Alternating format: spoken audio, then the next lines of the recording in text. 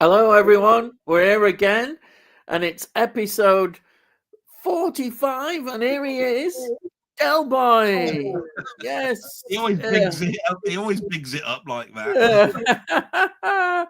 Well, thank you, everyone, for coming and listening to us for all this stuff we talk about. Who knows what we're going to talk about, but hopefully it'll be really grand. Yeah, so So before um, we get going, let's just, as usual, what have you been watching? I haven't Deadline. actually watched a lot since my blog, and the best film I should think that I watched in my blog, and I think I mentioned it, was Black Rain. I love that film. It's a Ridley Scott film. It's with Michael Douglas, set between America and Japan in regards to counterfeiting money. I think it's a fantastic film. It's got a great musical score. I think it's Alan Silvestri. I'm not quite sure. Can't remember quite on that one. I did buy it on LP back in the day, but it was one of those soundtracks that's a mix of pop music and a few score tracks. I'd rather have had the whole score. Do you know what I mean? So, but Black Rain's an absolutely fantastic film. You know, I love watching that. But a few things have turned up. You know, nothing absolutely major. I might have to turn the background off. See if I can do that quickly. There we are. Is the background off now? There it is. Yeah. There we are. So Pete mentioned, you know, this particular film. When he was getting his free copies, I think, and that's this Project Silence. Yeah. Cover It's a looks very good. it's a nice steel book. You can't tell from here, but it's embossed and Yeah. you know it's got spot gloss. But it's a foreign film and it's a horror type film. Um, you know, set on a bridge, and these dogs are sort of like rabid type dogs. You know, they're sort of like the dogs out of Resident Evil. Yeah. Yeah. You know what I mean? Yeah.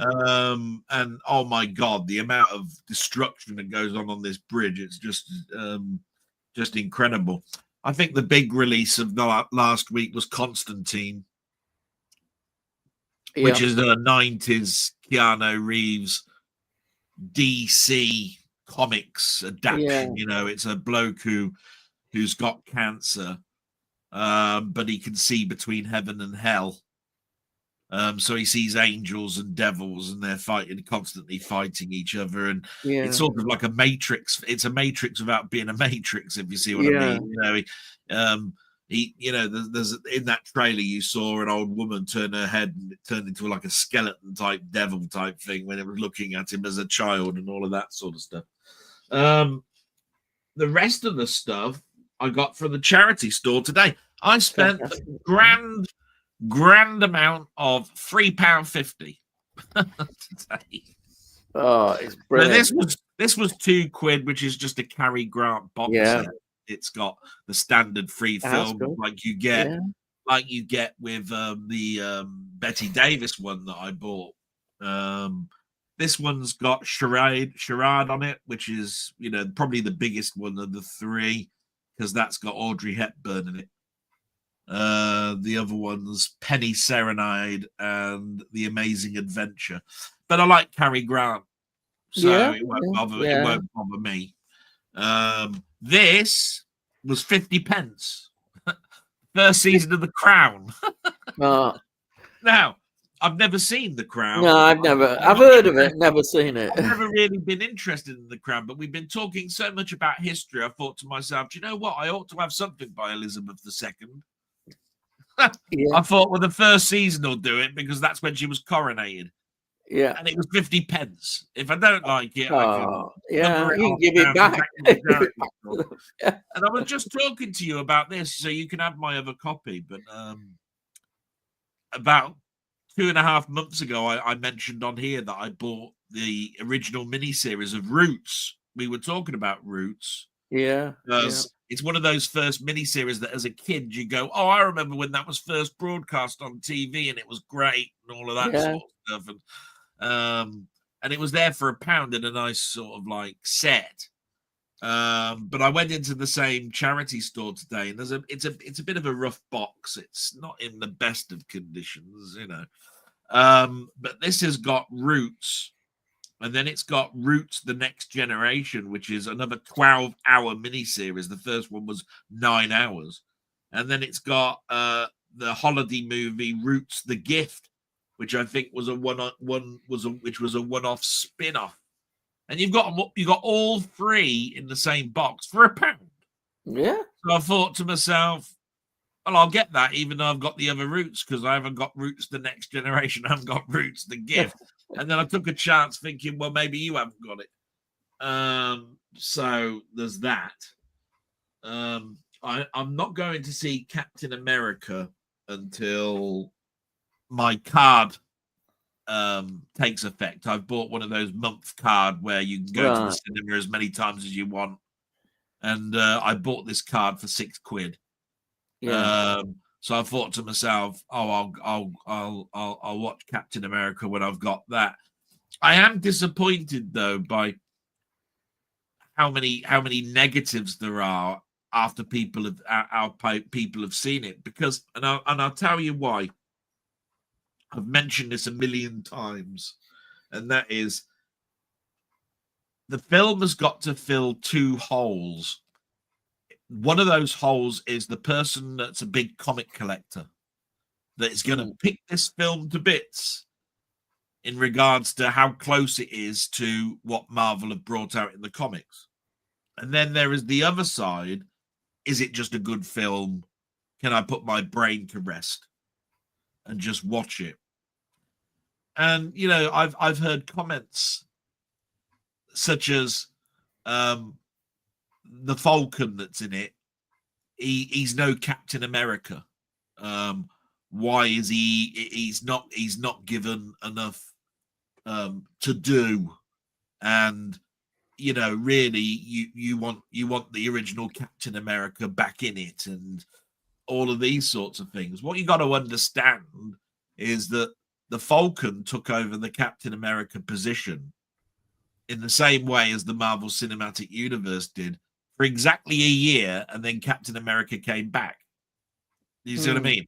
It didn't work in the comics. Everybody said the same thing in the comics as they do in this film. Oh, I'm missing Steve Rogers.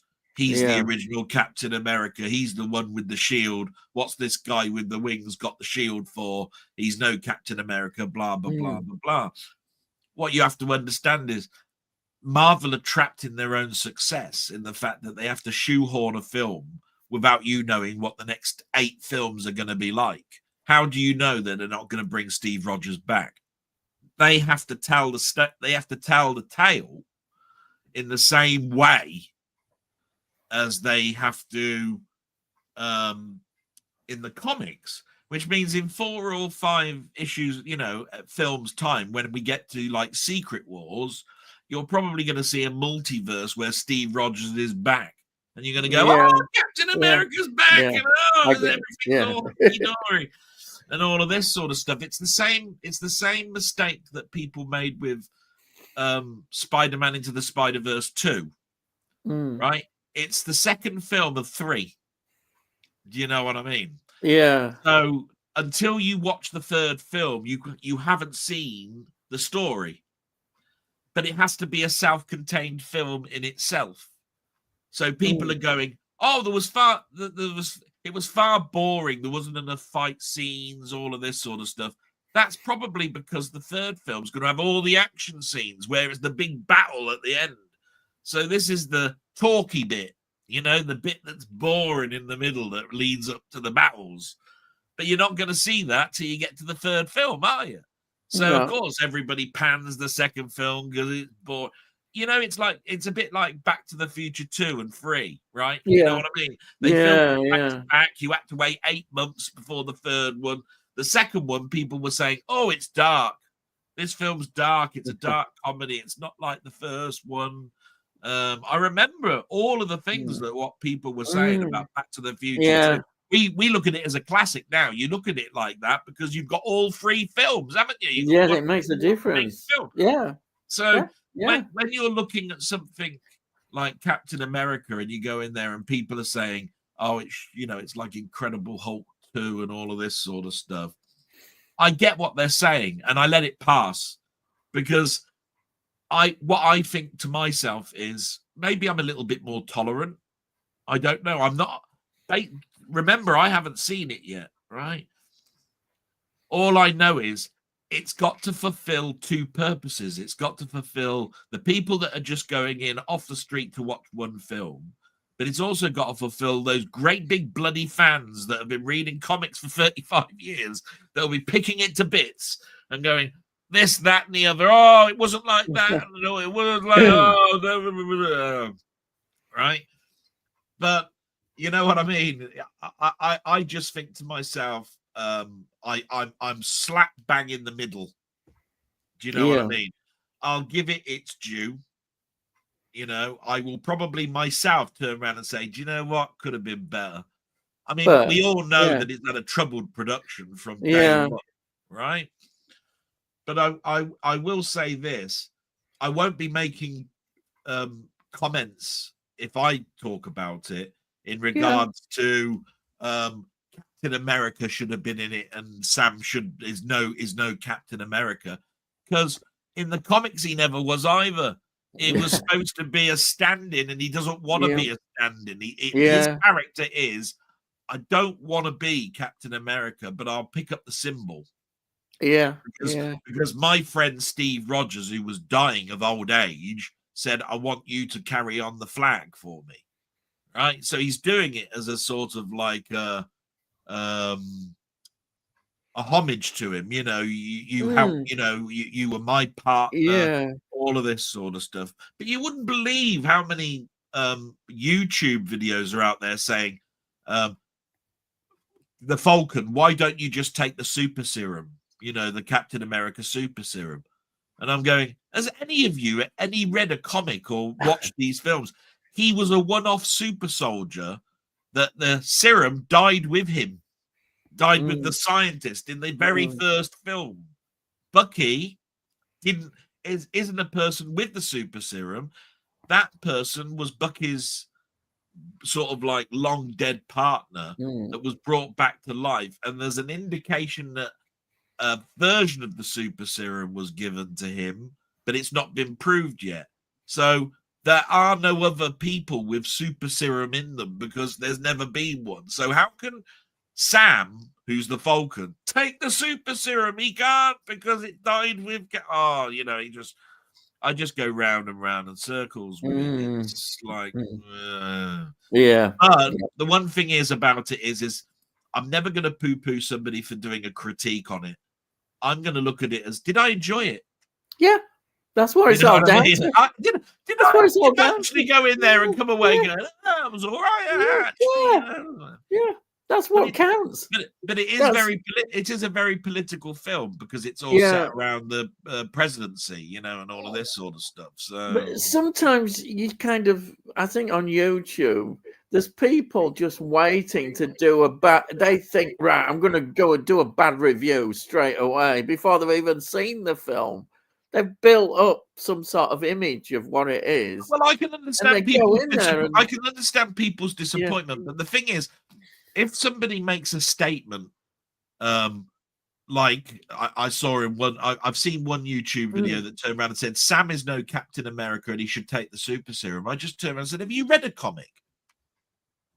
You've just made the biggest no-no in your life. Yeah. You've made yourself look a complete idiot if you've ever read the comics.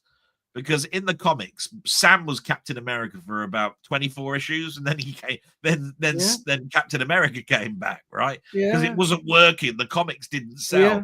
Everybody wanted Captain America back. Yeah. Right? The other thing is the super serum. In the very first film, it was a 1943 serum that was given to Steve Rogers that turned a weakling into a great big massive super soldier. The Americans wanted an army of these people, and they couldn't have an army of them, could they? Because the scientist was killed. Yeah. So how's Sam supposed to take the bloody super serum, you stupid son?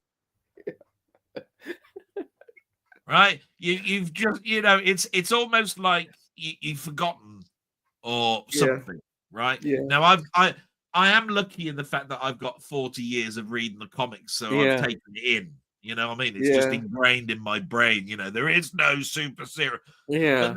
But these people that make the statement shouldn't make the statement without reviewing Yeah. what they're talking about. Yeah.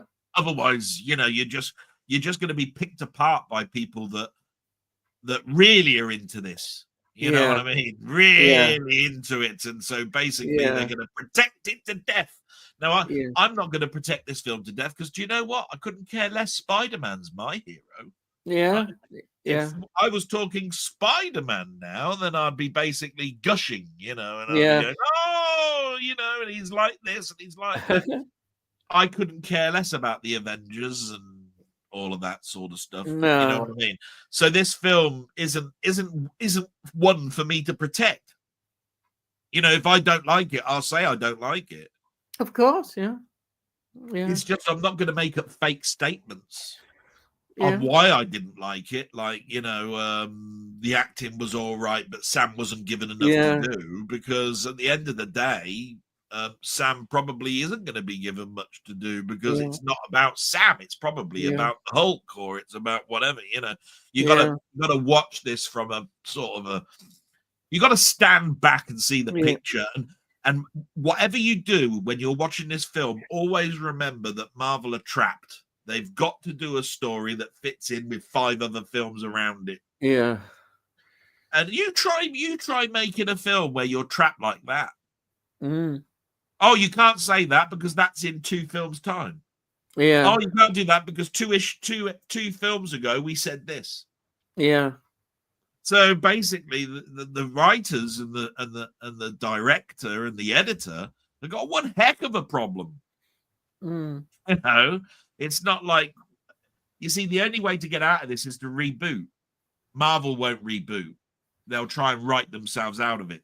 Yeah. Yeah. Yeah. And that's because there's too much money going into it.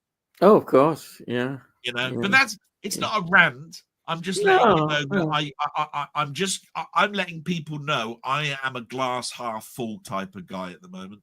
Yeah. If somebody turns around to me and says a film, if I really dislike it, I'll say, but generally I'll give it a go and I'll try to understand what the person was trying to tell me.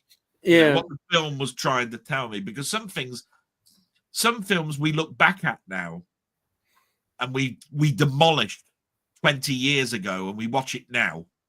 Yeah. We go, you know what? That wasn't actually that bad. Actually, I'll tell you what's right. interesting. You've kind of brought it. Constantine, when that came out, that got absolutely panned. Yeah, it did. And people didn't like it at all. They were pointing at it and saying all sorts of things. And now we look at it, perspective's different. It's very different now, isn't it, to where it was then? So all I'm saying is I suppose I'm being a bit Yeah. more tolerant. And some people will say, you shouldn't do that. If you're a critique, you don't do that. All I'm saying is if somebody brings out a film and says this film is part of a cinematic universe set up by Marvel in their world, you've got to enter that world, right? And you've got to therefore think outside of the box, which is what was going on before and what was going in afterwards. No point going, what's this load of bubblegum bollocks? You know what I mean, right? You enter the Rocky world and you're entering the world of Rocky. You enter the world of Rambo, you're entering into the world of Rambo.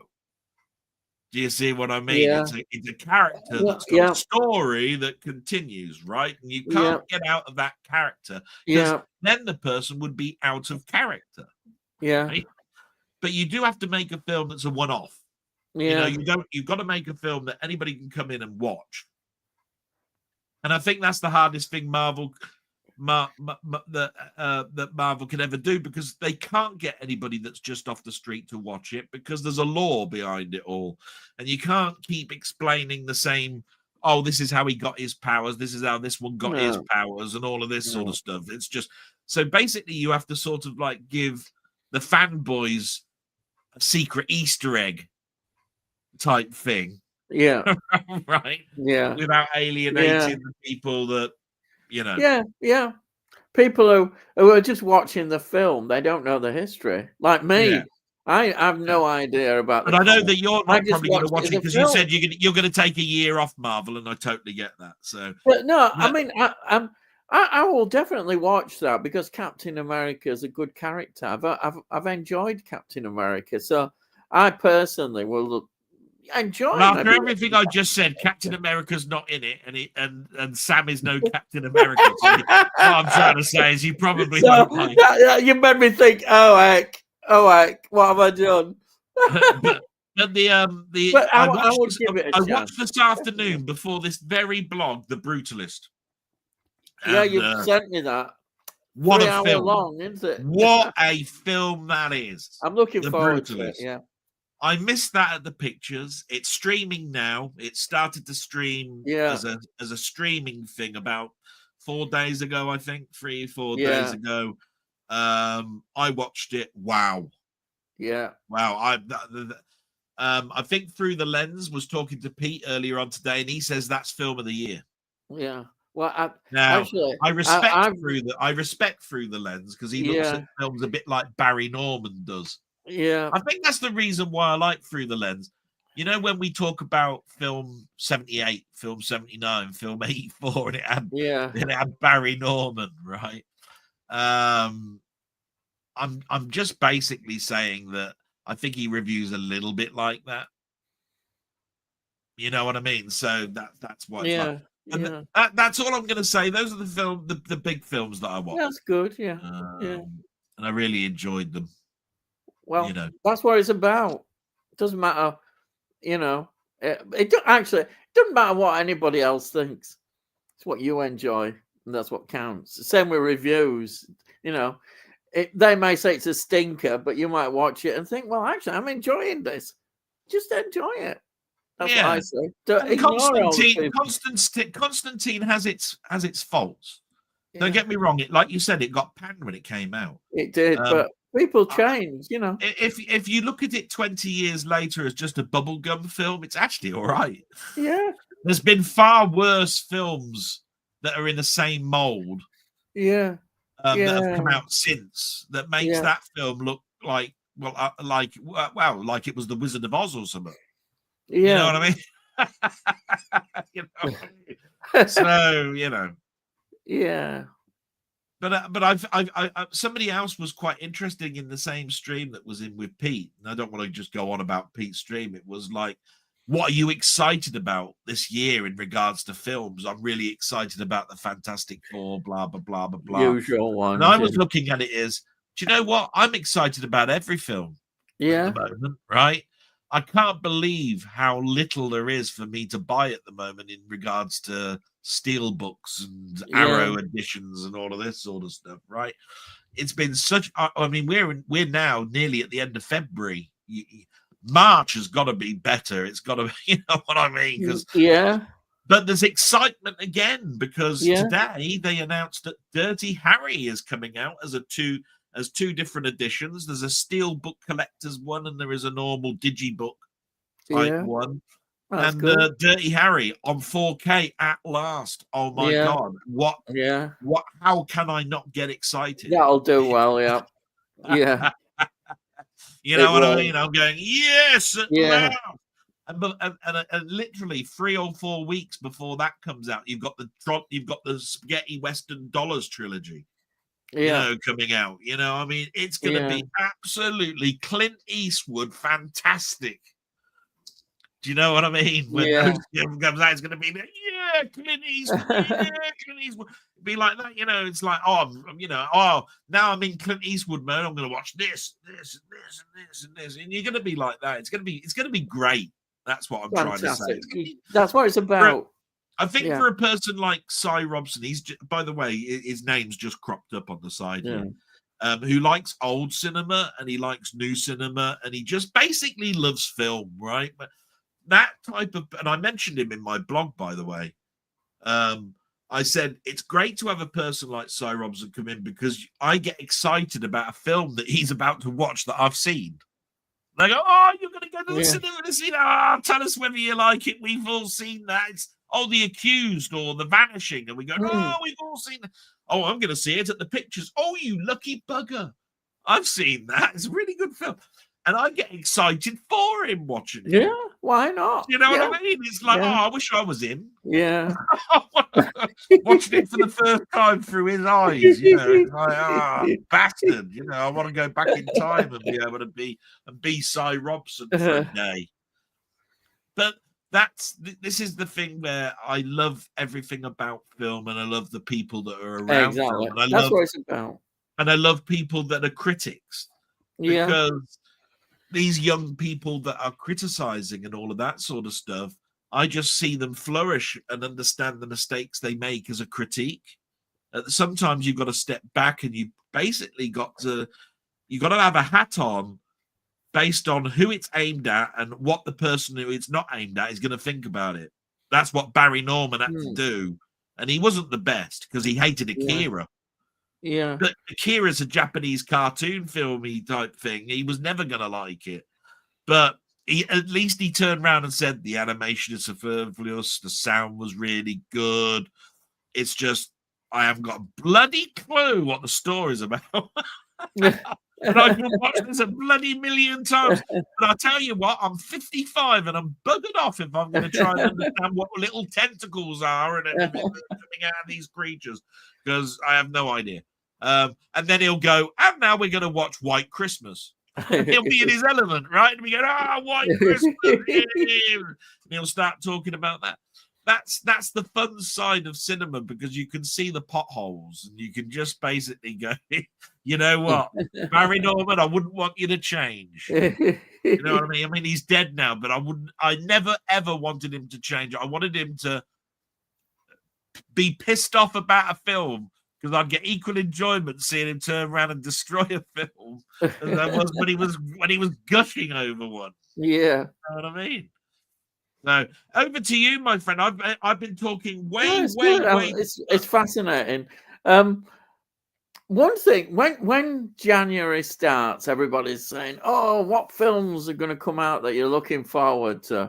And I remember saying at the time, "Oh, there'll be films that people are mentioning that are just haven't mentioned at all. There's going to be loads of films. It's exciting about films that just." And nobody's talked about them. And I think this is a good example. I'll do it straight away. Two films that I think I absolutely loved and will be already in my top films of the year. Two films, I'm going to say. The first I know one of them, and I've seen it. Go on. Yeah. This one. Yeah, that's the one. Blink Twice. I have seen it. You asked me to watch that film. Yeah. I just loved this. I love the whole aspect of it. The way when it all comes together and you know what's going on. It's the one thing I will say about this is that I'm not gushing over it quite as much as you do. I know you're not, but I just fell in love with it. I do sometimes. Everything that you said makes sense. You said it's sort of like really keeps you guessing, and then it all comes crunch at the end. You understand things that one film is one film where I say, do you know what, that you couldn't word it better than what you did, where you said, oh my god, all these little thread ends going on, right? It all makes sense at the end. Love that. And I did like the performances that are in it. Yeah. You know, there's some cracking. It was. I did hear somebody go shouting, but he always does this about it. It's typical. I won't mention his name, but some people might know him. He does a lot of horror film reviews. Yeah, and I think the reason I didn't get into it quite as much as you is just because of the subject matter, really. Yeah, I found this. I did find that so. It was well done, well acted. It kept you going, and even when I know it, and I watched it again. I fell in love with it, so I said, "Oh, watch it again." And then a second watching, I was looking for things, and you start to see things that you missed the first time, which makes even more sense into what's going on. The thing I have to say, Ian, is that as much as that is, you've got to like the story and the subject for Yeah. it to for all that to make sense. Now, Yeah. I thought the story was okay, and the scenes were all that, but it really wasn't my type of thing for me to get excited about. I Yeah. watched Yeah. it, I right? understand that. Yeah. If I was into that particular type of film Yeah. more, I'd Yeah. be like you. I'd be going, "Oh, Yeah. film of Yeah. Well, 2025." You you know know, what I mean? it's to me, the horror is in the horror of them doing that, what they did. You know, Yeah. that is the horror of it. It isn't sort of what Do you people want to know my? Do you want to? actually If I do. was to give it a score, do you want to know what I'd give it? Go on then. 3. What? No, have a guess. What do you think? 3 out of 5. Or Out of 10. Out of 10. Do it out out of of 10. 10. Okay. 5 out of 10 you'd probably give No, it. it's a 7.5. Oh, really? Oh, that's Yeah. good. I thought you'd It's just a think, definite 3/4, and there's just bits that I yeah. mean, at the end of the day, I can like a film for the way it looks, sounds, performs, and structure without Yeah. liking the story. Yeah. Yeah. Right? If we think about it like this, you hate 2001. We all Yeah. know that, right? Yeah. Yeah. But Yeah. it looks amazing. Yeah. It sounds amazing. God knows what the story's about. Yeah. And we've been talking about that for years, right? Yeah. And Yeah. yet it's for some unknown for reasons, Yeah. it's up there as film of like the 20th century or whatever it is. People big it up, as big as it possibly can. And you know me, I like 2001. Yeah. But like you turn around and said, I can't get round Leonard Rossiter, and I can't I get can't. It's stand all ridiculous. this. I know. Yeah. I don't like all these people in monkey suits and chucking a bone up in the air. What's all that bollocks about? And all this, and I'm going, do you know what? You're right. Yeah. But what you have to understand is it was a book, and it wasn't just one book either. Yeah. Right? And you've got to watch it in context. People that went to see a movie spectacle. Yeah. And I think it's in the gaming industry, we would call that a tech demo.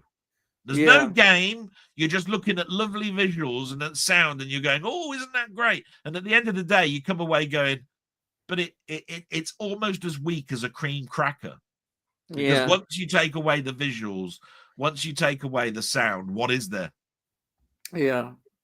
You got people that are on the moon that find this monolith, and they then look a bit further and they send out another craft, and then there's this robot, this computer, and it basically goes mental. And then there's suddenly a lot of streaming lights, a load of stuff that's trippy, like he's just taken about 60 grams of acid, and then it's the credits. And you're going, what have I just watched? Mm. And this is where, it's not Planet of the Apes, is it? It's got a beginning, a middle, and an end. Yeah. Yeah. Right? You're looking at a film that makes you talk and interpret what the hell you've just watched. Because you're in disbelief yourself. You're saying, what was all that about? Right? And people have spent 15 years talking about what that film was about. So what I'm trying to say is that, you can look at a film and still appreciate it, love it, and all that sort of stuff, but not being as swoony as somebody else who thinks it's film of the year. Because you've got to love it. You've got to love it in the same way. And nobody ever does. It's a film I still haven't totally given up on, but I've tried. About I think 5-6 times I've tried to watch that film and can't get there. But you never know. The only one that makes me roll my eyes whenever we're talking about films you don't like, and that's Rocky, right? Oh yeah. Because how can you not like the guy? He's such a likable guy, and then when he's in the ring, he's in there, and you've got to cheer him on, right? You're going, I just don't get connected with it. I get to the pet shop bit at the beginning with his love story with the woman, and I'm not bothered. And everyone's going, oh, it's sweet and it's lovely. And Oh yeah, because I I'll just tell you don't. what. I'll I tell you what just that is, right? struggle with it. I'll tell you what that is. He lives on the street, but he's still got problems in his own Yeah, skin. I Where understand that. And people would like he's that. not an attractive person. He's not handsome like Clark Gable. He hasn't got the finesse of someone that's like Raffles or something like that, you know. Yeah, And there's this woman that's basically, you know, that is a friend of his setting him up with his yeah, sister, yeah, and basically he's as clumsy as anything because he doesn't know yeah, how to act around her. yeah, But just like the film where you want him to win because you've seen how much he's striven to actually do this, yeah, right? You want him to also get the girl, right? yeah. I get that. I Um, get that. and from that point of view, you can look at it from a very humanistic type of view, Yeah, because I couldn't approach women and talk to them. I was in my 20s, and all my friends were just they bumped. I don't know what it is. They just managed to speak to women, and women would fall over and themselves, you you'd know. be Right? bumbling away and And couldn't say no. you know, and I'd Yeah, be stupid, right? yeah, Because I wouldn't know what to say. I'd be yeah. going, you know, come here often, and I'd be using all those stupid lines, right? Because I haven't got a clue what to say, Yeah, and I'd come yeah, across like a bungling idiot, right? And so I relate to what he was, because it's like, well, you know, he's not a yeah. likable character. He collects money for the mafia, you know, for people, money launderers that work on the dock. You know, Oh, yeah, he does, doesn't he? Yeah, you couldn't even turn around and say he had a nice job, yeah, right? So this yeah, is where I'm going. Sylvester Stallone has always said, Rocky is my heart. It's the heart of me, right? It's the one where he's got so much heart, it's about to explode because he wants to give so much, but it's rejected. Boxing is all he's got. Boxing is the thing that got him his money and gave him respect and all of that sort of stuff. Because without that, he was a bum. He was a bum on the streets, collecting money for the law, you know, for people that took out loans on the docks, etc., etc. And that's where I'm going. Yeah, Rock is a great film about heart. But I can understand it. I thought you'd hate it because you don't like boxing. Full stop. Right? My mum won't Well, watch it. actually, I say that I don't mind boxing. My mum would not sit down with my dad and watch a Yeah, boxing match, because she'd say, I and don't want to see two people beat the shit out of each other. what it is, I'm in a way, I like you. My dad used to say, "Oh, look, Muhammad Ali's done this and that," and Yeah, I'd watch Muhammad Ali. I'm a bit like you in that sense, and I'd watch it and enjoy that. And so I enjoyed, but it was because of him as a personality. I think he used to make me yeah, laugh. He used to something greater, but generally boxing, I didn't tend to be drawn to. But I've learned more about, as I've got older, I can see a lot more in it why people enjoy it more. You never know, I might yeah. suddenly go, oh yeah, I don't mind it. And I can see something in these big heavyweight boxing seems to be the thing, doesn't it? You know, it's Yeah. two titans Yeah, almost it's always the fighting each heavyweight other. championship of the world. It's like there's no other bout in the world or something. I can see a lot of that, and I can see why a crowd can enjoy it. Anyhow, I'm going on. Where were I? Anyway, Yeah, I did like your film, and I gave it a 7.5. yeah. So that film I enjoyed, and I think it'll be in my list at end of year already. And then the other film, which I downloaded, and I'm waiting to as soon as it comes out, I'm going to buy it. Is a film called The Gorge. It stars Anya Taylor-Joy in it. She's always brilliant. What an actress she is! And another of my favourite actresses appears in it, Sigourney Weaver. This film, The Gorge, wow, it just knocked me away. Yeah, It's such a good film. What I like about it is it's got different genres. You can say it's an action film. You can say it's got elements of horror in it, which it has certainly. It's got sci-fi in it, Yeah. definitely sci-fi, and it's got a romance story, a relationship story. It's got Yeah. all these elements, and they come together beautifully. I thought it was a great film. I totally recommend The Gorge. If anybody, I've heard people already talking about it, describing it as a horror film. It is a horror film, but it's also all these other things that I've mentioned. It Yeah. just works so well, and they're good. You know, Anya Taylor-Joy is a great actress. She's really knocking the ballpark with her performances. And when you see Sigourney Weaver, you immediately think it's going to be good. Anyhow, Yeah. even if Yeah. she's not the major acting role in it, she's not the. She's always good. She always pops up. She's good. So I would put The Gorge. I can't wait for it to come out to have my own copy of it. It's just absolutely wonderful. Yeah. I've heard about The Gorge. Yeah. Yeah, I think you'll like it. I think you'll appreciate the fact that it's got all those elements in it. It is, you can't just say, oh, it's horror or it's sci-fi. It's got them all in there, and I like that. It's good Yeah. to see that. So that is already gonna. I can see. I'll put when it comes out. I'll definitely buy it, and it'll be in my top films of the year. But will it be the one? I don't know yet. And then what else? Yeah, you sent me The Brutalist. You have done. Yeah. And I've been watching that.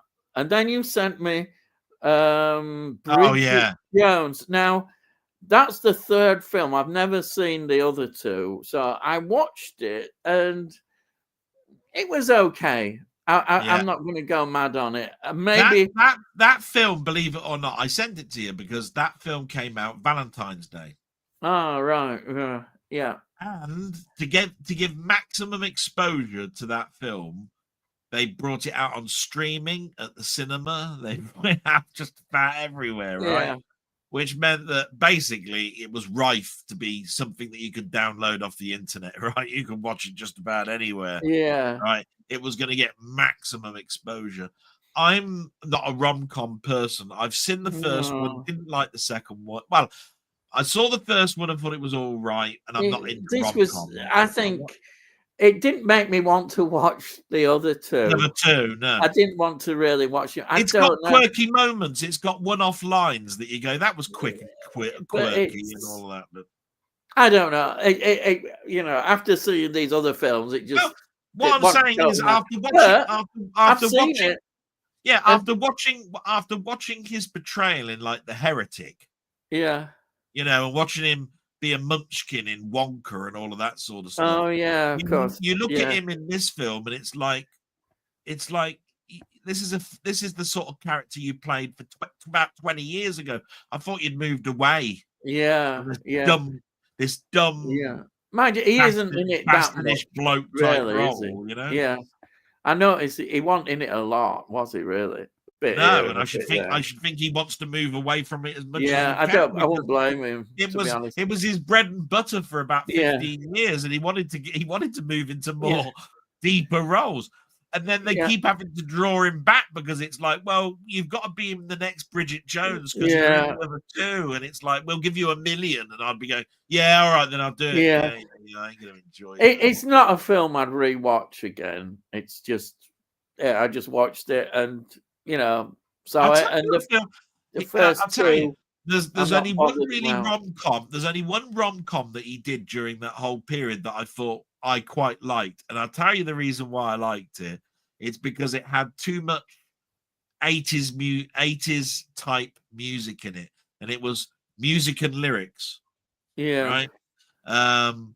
It had Drew Barrymore in it. That's the romantic interest. So you had him and Drew Barrymore.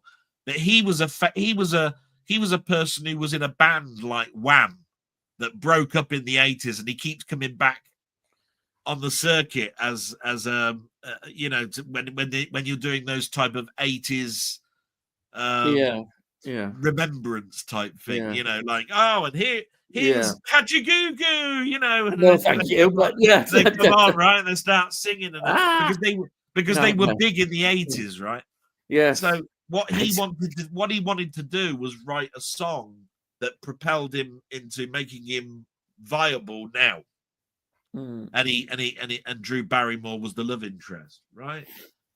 It's because of that 80s element and the music that I like that film, but I don't like rom-coms.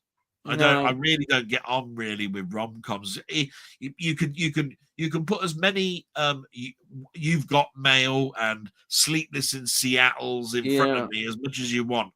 I'll find something in them, but it's just I'll go, they're so predictable. They have a free act. No, they have a 3-part act. It's like the introduction to them and they fall in love. The second bit, they break up and everything goes all bad. And the third part, they all get back together again. Yeah. Right? Pretty much, that is the heartbeat of every rom-com that you'll ever see come out. Yeah. Right? And I'm just looking at the heartbeats going, oh, so we've reached the middle section now, have we? Oh, well, wake me up when we get to the bloody ending. When they all get back together, and I go, oh, look, and they all got back together again. How predictable. And then you walk out, right? It's like the best thing is when you see them is don't bother watching them really now. It's a waste of time. If you know I thank God they're out there, because I tell you what, if it weren't for the fact that there was rom-coms, I might not be around, because probably my mum and dad went to the cinema and I got bored after watching a romantic comedy, for all I know. I have no idea. I don't think. You know what I mean? And I dare say there's a lot of people are out there that have been bored. I can tell you, my dad wouldn't have taken my mum to say that. He'd have been taking it like he did to us seeing on war films. Yeah. So all I'm saying is you've got to say God bless the rom-com, because I tell you what, it's guaranteed that 3/4 of the babies that are out there have come out because of a rom-com. Oh dear. No. Oh, we went to the pictures to see that. 9 months later, we had a scrub, didn't we? Yeah, that's right. Yeah. Oh dear. And you know full well that the bloke was there at the cinema just because he wanted to be with the girl who wanted to watch the film. Yeah. You know, my dad would have been, we'll watch Battle of the Bulge. And it had said to, and it's not the bulge that you're thinking of, to my mum. It's a war film. All I want to know is how many babies were born after people went and saw First Blood, Rambo? Oh, God, yeah. Right. And how many babies were born after watching Bridget Jones? Right? Oh, dear. You know what I mean? No. So that's all I'm saying. That's all I'm saying. I'll talk about these films. This one, Kosh Boy, 1953. I just have to say that BFI, absolutely. Look at all those extras on there. Just look at the extras. They're fantastic. One of them has a whole movie, a whole film on here, and the film's pretty good as well. And you get all these. You get the book. And it's a beautiful set, absolutely wonderful. And they're not that expensive, relatively. I got this cheap. They're I think full price is about $14.99. And you see these boutique labels with some of their special box sets. And to be honest, this is far better. I mean, those extras are well thought out. You get a nice little booklet in there. What you can't go wrong. The worst thing about it was I saw your video of it, and then I went, right, I'm going to look at World of Books, and I go there, and it goes, sold out. Yeah. Okay. The bastard! Why couldn't he tell me when he was ordering it that it was there? Right? I might have had a chance. No point telling me how good it is now, is it? Right? Because I can't get it now unless I want to fork out full price for it, you bastard. I wanted it when it was at World of Books and they had 2 copies and you bought one of them. I want to know. I love this because Joan Collins is really young. And she's in the other film that you're going to talk about. Brilliant. Loved it. And then the other one, I think this is even better, this is another BFI release, is The Good Die Young. So look, this cast, it's got Lawrence Harvey, who's the baddie. Mind you, he did play the baddies. And you've got Stanley Baker. And you've got Joan Collins. Yeah, well, we all know Stanley Baker, don't we? Robert Morley. Oh, this is a great cast. Though, to be fair, it's a great British cast, isn't it? It's absolutely superb. What a relief. And this story is good. I like Stanley Baker is one of my favorite actors. I have to admit, Stanley Baker. I know Tony's. He'll talk about Stanley Baker as well, but Stanley Baker, such a great actor in great roles. In this one, he plays a character you can't help but feel sorry for. He's a boxer, and he he does a boxing match with a broken hand, and effectively it means he has to have his hand amputated, and he's down on his luck totally with his and he wants the best he can for his wife and that, and he's got no money, and this basically these four characters are brought together to do a job to get some money, and there are three of them are nice blokes who have had Richard Basehart is in it as well, who you know from Voice to the Bottom of the Sea. And these come together, these characters, but Lawrence Harvey is the bad one, and he messes it all up for them, really. But I really like this film. It's a good British film, fantastic film, and a great release by BFI. And, what more can I say? I just loved it. And then finally, I've been going through these Supernatural 1977 series. It's the BBC. Why can't they do this nowadays?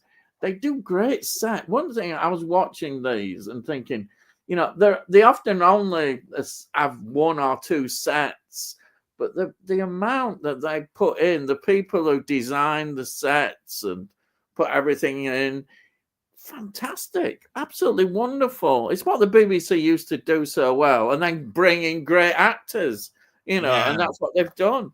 The actors that they brought in are just fantastic, and this is a great, it's a supernatural tales without any real special effects. It's a traditional, very traditional, but really enjoyed it and highly recommended. You kind of wish that they would do these kind of things nowadays, but I'll just let the world know he's gushing over 3 films that he's actually just turned around and said are absolutely fantastic. And if you go to World of Books, forget it. Well, you won't because I've checked all of them and they're all sold out. So tough shit, the lot of you. Because you ain't gonna be able to get that from World of Books. And that's a tenner, isn't it? We're talking about the other ones you're gushing over that you keep telling us are absolutely fantastic. This I didn't get from World of Books. You couldn't, probably bloody Magpie or something like that, right? all I'm saying is this is how you do it. Look. Oh, I've got this film. Look, no, you ain't got it. No, I've got it. It's brilliant. Thanks for that, you bastard. Yeah, cheers. I really like you too. Thank you. Well, there you are. Anyhow, before we get into the gritty of this, Ian, I have to tell you, I was absolutely knackered last week when we finished about 1 or 1:30. Yeah, so I don't think I'm gonna be able to stretch to 1 o'clock. Yeah, well, we've done 53 minutes so far, so I suppose this week we'll try and be quicker. We'll get on with the comments. And, I do apologize to everybody, but I tell you what, that really broke me up the next day when I had to go to. Yeah, it's okay. You should look honestly. If you start really feeling tired, just say. It's just that I get so into it. I'm so adrenaline. I can about speed it all. up. But the trouble is, I'm just knackered. Yeah, I don't want you ruining your work and health and everything for this. But anyhow, we'll start with the comments. So we will start with Frank Holder. Hello, Frank. Hello, Ian Hill and Delboy. Hello, Frank. And then Cy Robson says, "Good evening, chaps. Good evening, Cy. Welcome." And then we got Frank Holder saying, "Ian and Delboy, have you seen an 80s TV series called Oh Happy Band? It was by Lloyd and Croft of Are You Being Served? Hello, Hello fame. Remember it? It's about a brass band and I've been watching. So does he follow that? No, so he's been watching it. Yeah. Well, no, I've never heard of it. Never heard of it at all. Have you heard of it, Delboy? I have, but Uh-huh. I can't remember too much about it. Probably because there's been a lot of those type of comedies that I've seen. I remember one that was based around the Salvation Army. Yes, I've got vague memories of that. Called Yeah. I think it was called the Sally Army, right? Yeah. And that has them on the streets with a brass band playing music and all of that sort of stuff. And everything then molds into sort of like one, depending on whether I was captivated by it or not. And to be quite honest, it's probably one that I wasn't, because I was probably watching something else that was a better comedy at the time, or the original ones of a Lower were still on, and so I was watching those rather than this one.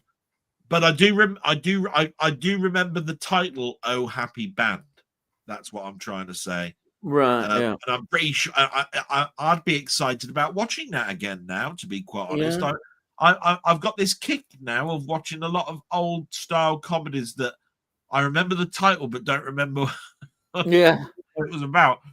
I was watching last night. I couldn't go to sleep. I was watching the TV series Thriller. Oh, Which turned the into classic Armchair TV. Thriller, didn't it? Wow.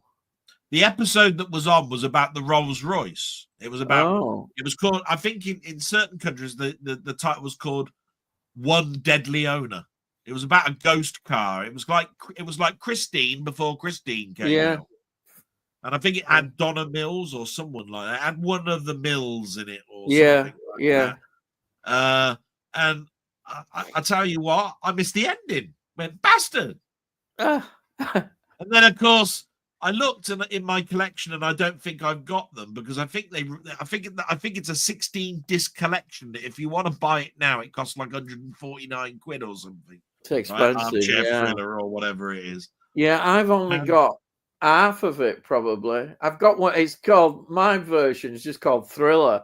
Yeah, it's just called Thriller. That's right. It's not complete. It's about 13 episodes, I think. Yeah. Wow, like I said, the version that's out, if I remember rightly, Denny told me even if you bought the complete one, it's still missing episodes. Is it? Blooming heck. Yeah. It comes on 16 discs. Yeah. And it's like, like I said, if you try and buy it now, it'll cost you like 150 quid or something. Anyway, it's almost like a Hammer House of Horror, Tales of the Unexpected type stuff. It is, yeah. The quality. I was really getting into it, and I was going, oh, and I'll have to try and download them now or something, because I ain't got 150 quid. I can tell you that now. Yeah. Oh well. I should have bought it a long time back, because if anybody knows me, they know that my favorite show of all time, here we go. Yeah. Is Twilight Zone. Yeah. Is Twilight Zone. Yeah. Which is anthology stories. So, of course, Thriller is an anthology story set, as is The Outer Limits, as is, all of those. Yeah. Love them. You know what I mean? So, yeah, I'm going to have to start honing in on certain stuff and getting it, Have you had a look online if World of Books have any copies of it? And I looked at, as soon as that was on, and I woke up this morning. Yeah. I went on and typed Thriller in DVD. Yeah. Amazon got one for 149 quid. eBay has one that's on bid at the moment at £34. Oh, go for it. It's got 3 bids on it, right? Yeah. And then to the right of it, I think there's one that's trying to sell it for 80 or 90 quid or something. Do you know what I'd do with that Thriller one? I'd go and annoy somebody and find out when the bidding is going to end and jump in right at the end. Oh yeah, and it said it's in full. It said it was. It's well worth doing. Don't care what anybody says. If you want it, Go and get it. It said it was in 4 days' time, right? Right. So you Now find out exactly when it's I going have to put a end. bid. I have put a bid in. Jump in. I That's have put a bid yeah, in, yeah, right? And I don't expect it to get it for me to get it. It was like I said, it was at the time 39 quid or something. yeah, I put in 33 quid. I put yeah, in a maximum bid of £50, yeah. I right? think you probably And need to put more in. instantly it jumped from 33 to 42, which Yeah, meant that somebody had already put in yeah. That's right. the person who put the 33 bid on or had probably put a maximum bid of Yeah, 42, which is why it's yeah. now at If you're 43, right? willing to pay about 60, you might get it. You Yeah. might just get it. I only put 50 in as Yeah, a sort of like yeah, sticky point to remind me that I've put a bid on yeah. some. You see, if you're up against one person, they'll think they've got it. You don't do any more now, and just wait until right till end, and they'll think, oh yeah, and you just put in whatever. I'd even put 70 in because you're not going to pay 70. That'll mean Yeah. you're totally secure. Then there's no way they'll have bid any higher than that. So Well, you'll be safe. the thing about it is the bloke who's got it at 33 quid. I then looked at the postage and packing, and the bastards put £8 postage and packing. I went, Obviously, he's cheated. and I'm going, £8 postage and packing. What are you doing? You're putting gold label wrapping or something on it. You're putting it in a Valentine. Are you going to include a Valentine's card and yeah, and put it enclose a rose or something inside the box? Or something. It's a hell of a lot. £8 postage. That's bollocks. That's somebody who's taking the piss when it comes to in case it a bit more sell money. for the price he wants to sell. That's the guarantee he gets an extra. Let's get on with more. We've got Tony. Hello, Tony. Evening, Ian and Del. That rings a bell, Frank. Was it with Thora Heard? Oh, I think that's the band one that you're on about. That's what made me instantly think. Yeah, Sally Army, because she did something called she did something with Frank Beanie or something, didn't they? Where they owned a funeral parlor. Didn't she? She owned a company that does funerals. Yeah. I forgot what it's called now. But again, it was one of those ones that was period piece. There was hearses, people were dressed up. It almost looked like your nan's. You know when you used to go and visit your nan, everything was like all 40s furniture. And right. In living memory, I think it was called, or in loving memory or something. I think it was called. We've got Sire saying, I went to see a special screening of Bram Stoker's Dracula on Sunday. I forgot how epic it looks and sounds on the big screen. Oh, well, you enjoyed it. I've got to confess, it's not one of my favorite Dracula films, but a lot of people like that romantic style. It's a very sexual film. I just don't. Where Bram Stoker wrote Dracula. I don't think he wrote it with romance in mind. Although I'm not sure on that because it's been a long time since I read. I've not read it actually. I've never. It's been a long time since I read the original Dracula. They try to bring romance into it now. Now, there's supposed to be a romance in blood and all of this sort of stuff. Right? I just remember that when I was watching it the first time, I went, "Oh, it's got that Lynette, whatever her name is, who's in 3 Up 2 Down. Oh, doesn't she look gorgeous? I love her. I fancy her anyway. So I like it already. And then Anthony Hopkins turned up in it, and I was going, "Oh, well, it's got Anthony Hopkins in it now. It's all going to be really good." And I got over the fact it had Keanu Reeves. I know you're going to say with a dodgy accent. Yeah, you know what I mean. I know a lot of people do like it, but personally, I'd rather watch a Hammer version of Dracula. Well, I tell you what, I like the music in it. Yeah, but it is well thought of, and a lot of people do like it. The score is good in Bram Stoker's. If people enjoy it, that's fine. It's all your versions of it, really. I bought it. I think I bought it a number of times. Yeah, I was brought up on Hammer, it was right as a kid. It was a treat to watch Hammer films, and I've always loved Hammer films, and therefore versions of Dracula I always associate with Christopher Lee, and it kind of gets inside you. So you see anybody else doing Dracula, you kind of thinking, oh, it's not Christopher Lee, but there are other people who do Dracula quite well, but that's how it is. It's just a personal thing. Charles Duncan says, hi, Ian and Del and viewers. Hello, Charles. Franco, Tony York, nope. Sai says, I also went to a special screening of The Monkey. Here we are on Monday. It's really good. Highly recommend it. The humor is dark. I chuckled all the way through it. I'm looking forward to seeing that. Definitely. Isn't this that Robbie Williams thing? No, it's Stephen King. Oh no, not bloody Robbie Williams. Oh my God. Oh God. No, Pete was talking about something earlier on today, and I because I'm working, I can only take in bits of what he was saying. No, there is an awful looking film, and it's flopped badly at the cinema where the singer Robbie Williams, there's some sort of biopic thing, and he's got a monkey face. Okay, right. It looks awful. If you like Robbie Williams, fine. I don't like him. I don't like that kind of music. It's not for me. But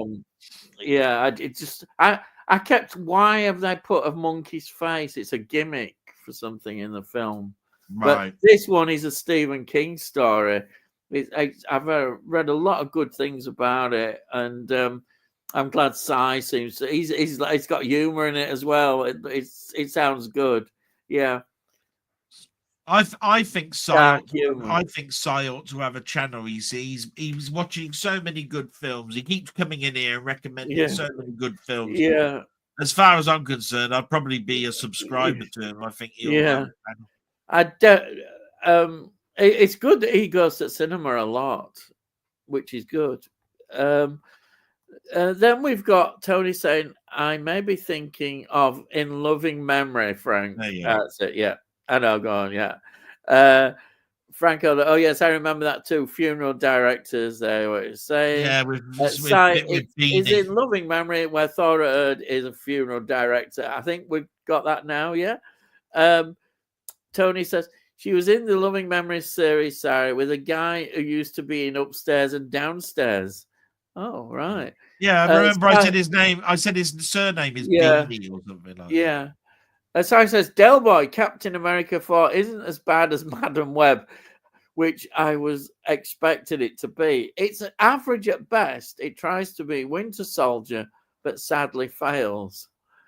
Right. Yeah. I mean, I'll turn around and say to that, Madam Web is Sony, Winter Soldier is the Marvel Cinematic Universe. Yeah. They're two distinctly different qualities, right? Yeah. But I would say that it doesn't try to be Winter Soldier. It tries to be the quality of Winter Soldier. Remember, Winter Soldier was directed by a fantastic director. This director I've never even heard of in this Brave New World, right? Never heard of him. So I can't see how that person's ever going to be able to do what Winter Soldier did. You know what I mean? I think Marvel have tried to bring new directors in and new scopes on things. You know, it's like saying it's like those brothers that did the Avengers Endgame. What are they called? The people who did the Matrix. What are they called? The Zawolski brothers. Yes, yeah. When you've got two directors like that, you can't really sort of like do a really bad film. Do you know what I mean? This I think has got too many problems in the story and reshoots and that. It was never. I don't think it was ever going to be able to. I can totally see where Sai's coming from. It tries to be Winter Soldier. I think it tries to be the quality of Winter Soldier, but going in a different direction. I think, but I haven't seen it yet, so mine is pure speculation. Yeah. I'm glad Cy turned around and said it's enjoyable. It's average. You know, that's all you asked for. As long as it's not below average. Yeah. You know. Yeah. That's it, really. Right. Charles Duncan now.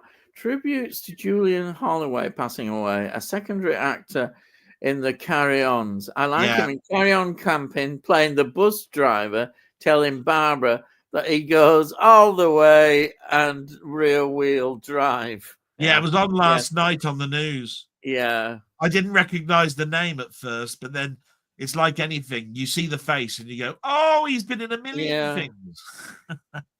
I'd just like to mention as well, I don't often mention musicians, but it's a group that I really like.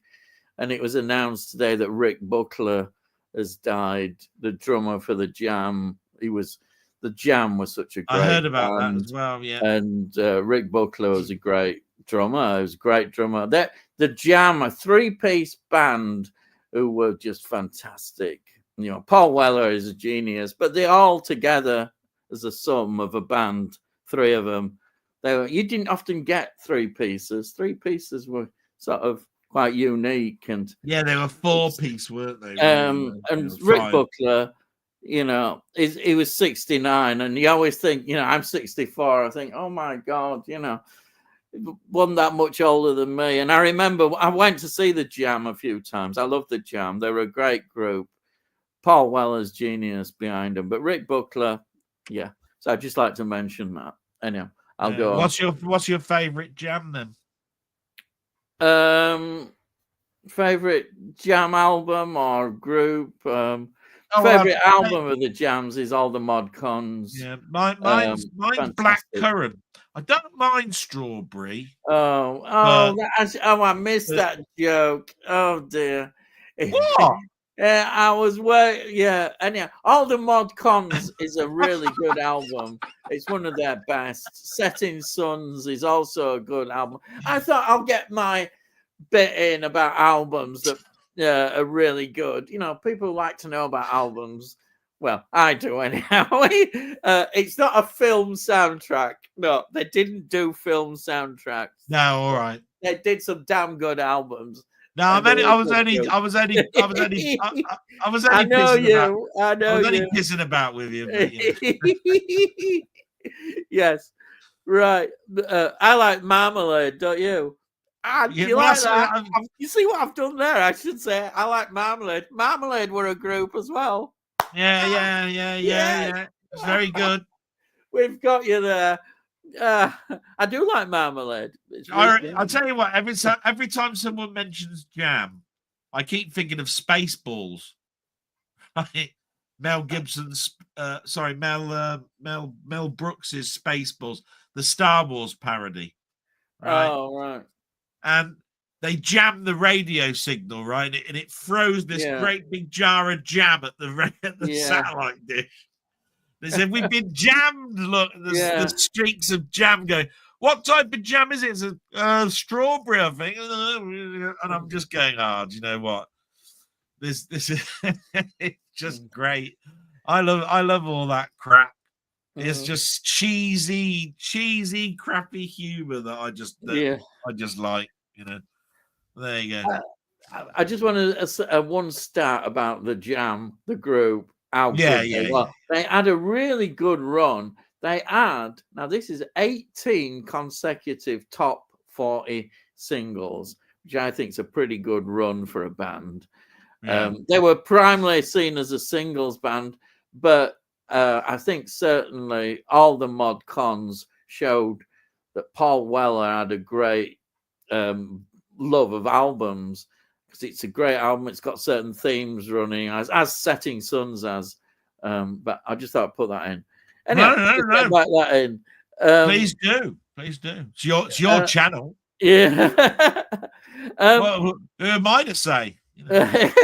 Well, he's all right. You know, I just sit here going. You're just sat there and taking money and wanting a pair of eyes. No, we haven't got enough money, lad. What do you think we are? Bloody hell. We haven't got much money in Kitty. You're lucky to get in what you are. Yeah. Uh, what was that today, Charles? I hadn't heard. I'm fairly sure he was in Survival, the last classic Who story. Oh, was he? But you know, and I remember Survival well as a story. Well, yeah, because it was about those cat people. Yeah, was he in that? I don't remember him being in that, but he could have been. I don't. Could have been. Yeah. Right. Frank Calder, I saw Captain America on Monday. Girlfriend wanted to see it. I was so fracking bored. Like I said, Oh dear. it's one of those things where I'm saying I'm not going to poo-poo anybody that turns around and this is it, especially if they've gone and seen it. It all depends on what the expectation is. I'm going in with an expectation of 0. Yeah. Because And I'm going to therefore go it in can there only be knowing up. I'm going to go in Yeah. there knowing the comics. Yeah. I'm going to know about all the negativity.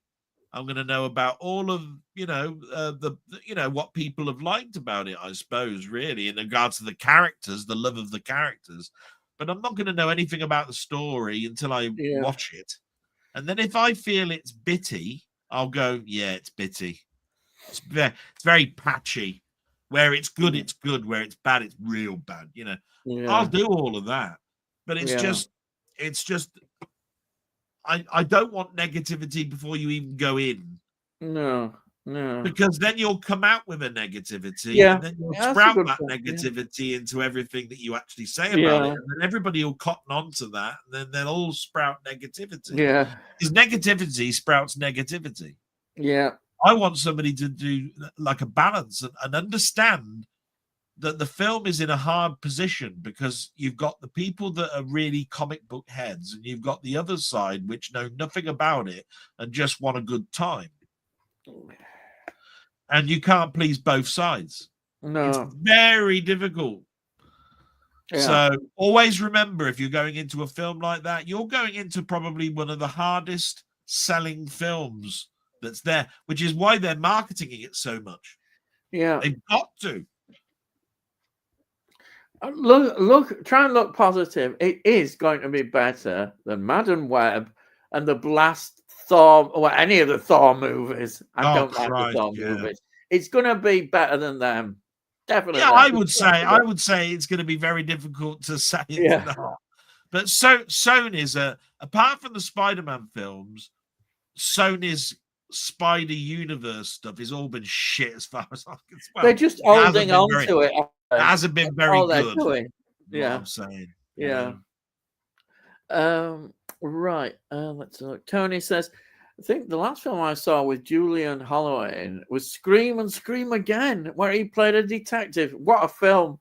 Love Scream and Scream Again. Scream Again. It's got Vincent Price in it, who's playing one of his nutty, over-the-top roles in it. Great film. Absolutely love it. Charles Duncan, his acting went on loads of films and TV. Sweeney, Doctor Who, The Likely Lads, and 8 Carry-Ons. Oh, I know he was in 8 Carry-Ons because they mentioned that on the news. Yeah. Like, really? 8? He was in 8? I can't remember him in 8, but there we are. Wee Bobart, evening all, would like to watch along, but super tired, so we'll listen for a bit. Thank you joining us anyhow. No, just really nice. So anybody who's here, by the way, thanks very much. And do give Ian a like. I get no benefit of this. I'm saying this purely from a perspective. Ian introduces me on here every Wednesday, and he promotes me as well. But he gives us all his view on things. You know what I mean? And has total respect for all you guys that come in. So if you can give him a like, all 10 of you that are watching, that'd be marvelous. Do you know what I mean? I think he deserves the likes if he can get them. Really will help him as well. Yeah, I wish there was a bit more in, but I'll put mine in now. But please, if you haven't subscribed to Delboy, please subscribe. Oh, for goodness sake! I really wish you you know, I wish he honestly had more followers. He deserves it. His channel is really good. I always say it. I do, and I'm genuine. I'm not being paid. Well, we'll see about it afterwards. But no, honestly, his blog on Sunday is absolutely fantastic, and I absolutely love it. It's a treat for me, and it is. I think it's just so natural and professional. It's really good. And also, it does a lot of other things. I know if you're into gaming, you'll probably understand it all and love it. Then, you know, go and give that a try if you're into gaming. And Yeah, he occasionally, when he eventually does some film reviews, he does film reviews sometimes. But I understand he's had a lot of time problems. Do you know what Denny said? Do you know what Denny said to me last night? He phoned me up and he said, I don't like shorts, but I'll tell you, the person who does the most brilliant shorts is Ian. And I went, oh, yeah. Huh? He said, really? I really got into his top 5 science fiction, right? And he said, but the one thing is, I can see you doing that, Del. Why don't you do a rival one? Here's my 5 science fiction. Bugger that, Ian, right? Here's the quintessential 5, right? And I went, do you know what? The one thing he hasn't done the top 5 science fiction TV shows from 1950 to 2000 and something. And he hasn't done the top 5 comedies on TV between. You could do some. I could do a TV side of his film side. There you are. Get working on it. And I went, do you know what? I could possibly do that. Yeah, good. I'm going to encourage you. Please do it. Honestly, it'd be good for you. It's good for you. It's good for your channel, and it's good for people to enjoy. You know, people. It's just to let you know. It's just to let you know, Ian, that there are people. I just want to get this out.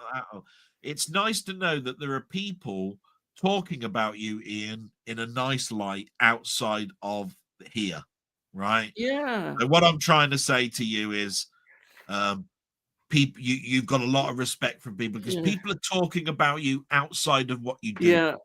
Well, do you know something? I think that's the biggest accolade that anybody can ever have. I also think, and you must think the same, that when I put those films down, I think, well, people might never have heard some of them, and they might actually think, oh, I'll go and check that out.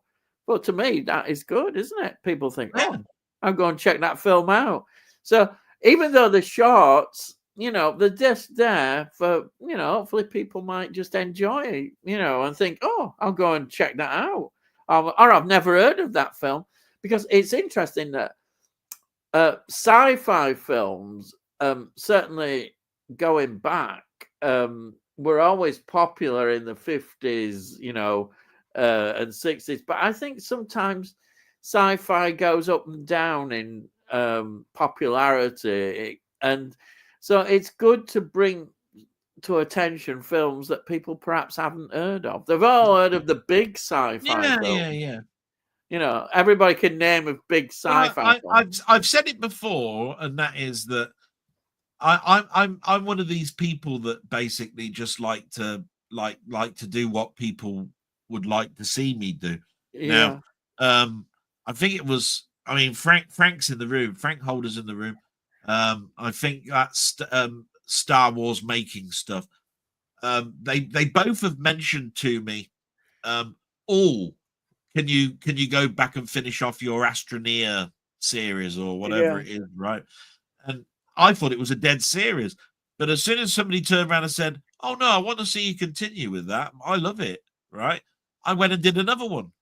Yeah, and I actually mentioned in that I'll do one more because I'm going to round it to 20. I don't like odd numbers.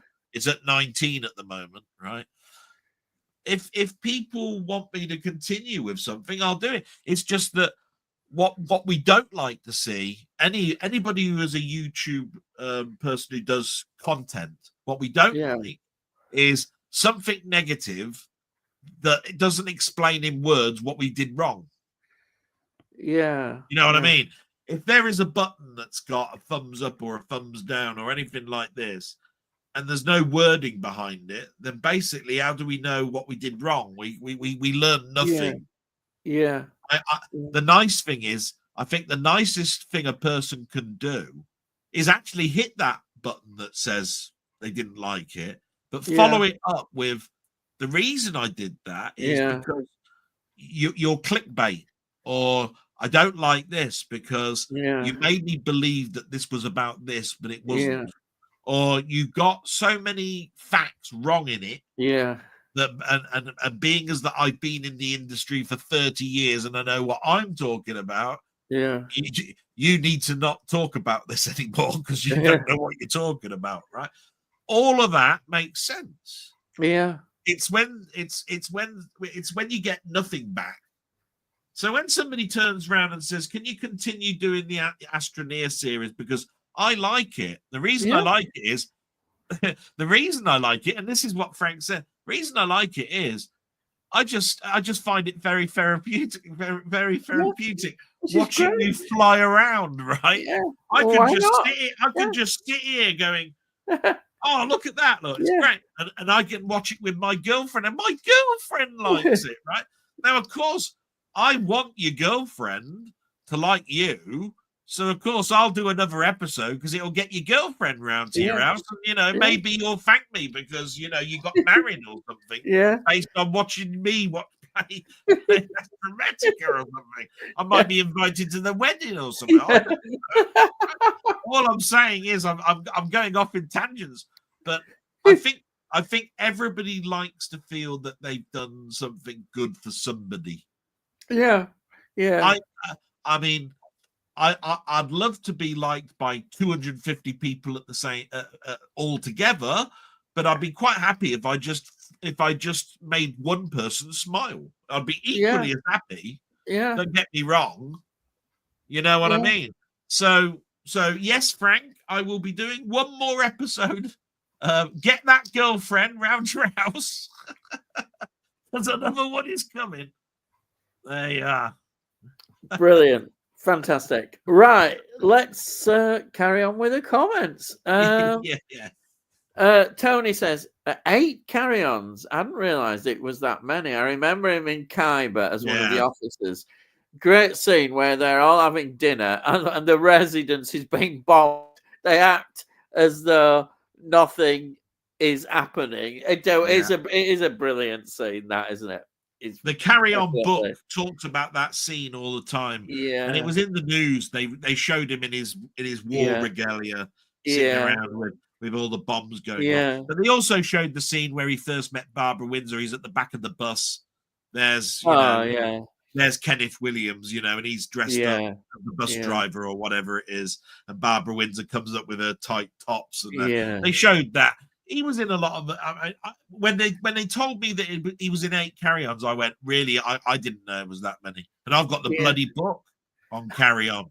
You know what I mean? Charles says, "Don't ask me to name the carry-ons, Tony. I believe it's 8." No, it is 8. Okay. It is 8. And Si says, with Ian bringing up Constantine, have you heard that Constantine 2 has been given the green light to start pre-production? Oh, well, that's good.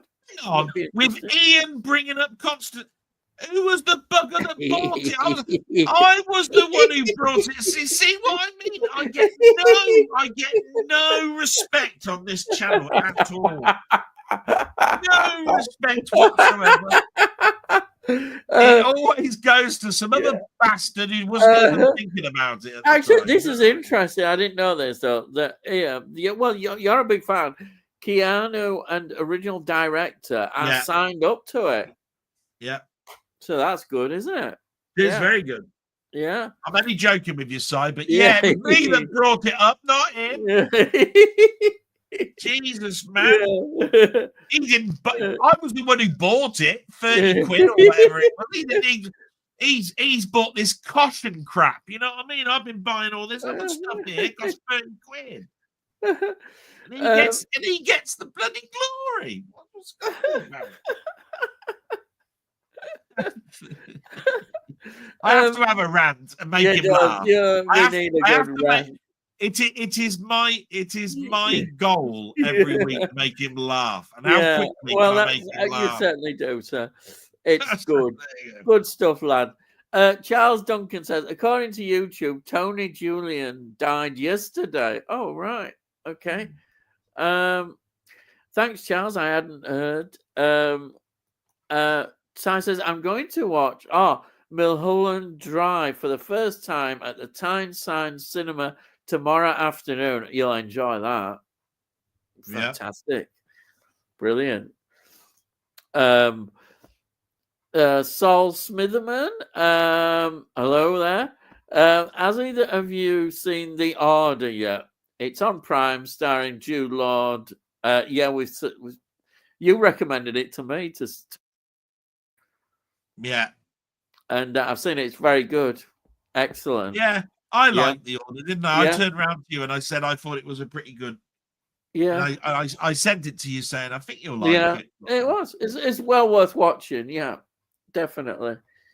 I saw them do a YouTube review of Blink Twice, and they hated it. And I know it was a certain Liverpool sounding man. He doesn't like anything like that. No, he wouldn't really. like Liverpool. I can't think who that'd be. Yeah, I'll tell you afterwards. Tell me afterwards. Who it is. But I knew he wouldn't like it. I like literally. I give it. I don't know if I'm right or wrong. Than me I don't know if I'm right or wrong, but I gave it a 7.5. I thought it was all right. But I know if there's anything sexual, he starts getting. He's a bit sort of old-fashioned with anything. Oh, okay. He starts getting worried about it. Yeah. Sai reminded me what is Mulholland Drive is. Yeah. Well, it's a good one. It's a Lynch one. Yeah. David Lynch movie with Naomi Watts. Yeah. Starring. Yeah. Sai Robson. What was the reviewer from Liverpool? Yes, it was. Yes, he was. I think we watched the same review here, and I must admit, it doesn't seem my sort of thing. That's the beauty of diversity and having a different taste, though. Yeah, exactly. It is exactly. Yeah. I mean, it's not my fault. It's not my fault that you're an old duffer, Ian, and that you like shit. Yeah. I put up with it, you know. As long as I bring an air of sort of like quality to the channel, I'm quite happy, you know. And just because Tony York wants to keep sending you shovels of shit every week, here we go. You've got Tony. It's cool. You know, it's cool. It's cool. Yeah. So just slightly. Yeah. Oh dear me. By the way, Julian Holloway was Stanley Holloway's son, Tony. Really? Was he really? Oh, I didn't know that. Oh, wow. There we are.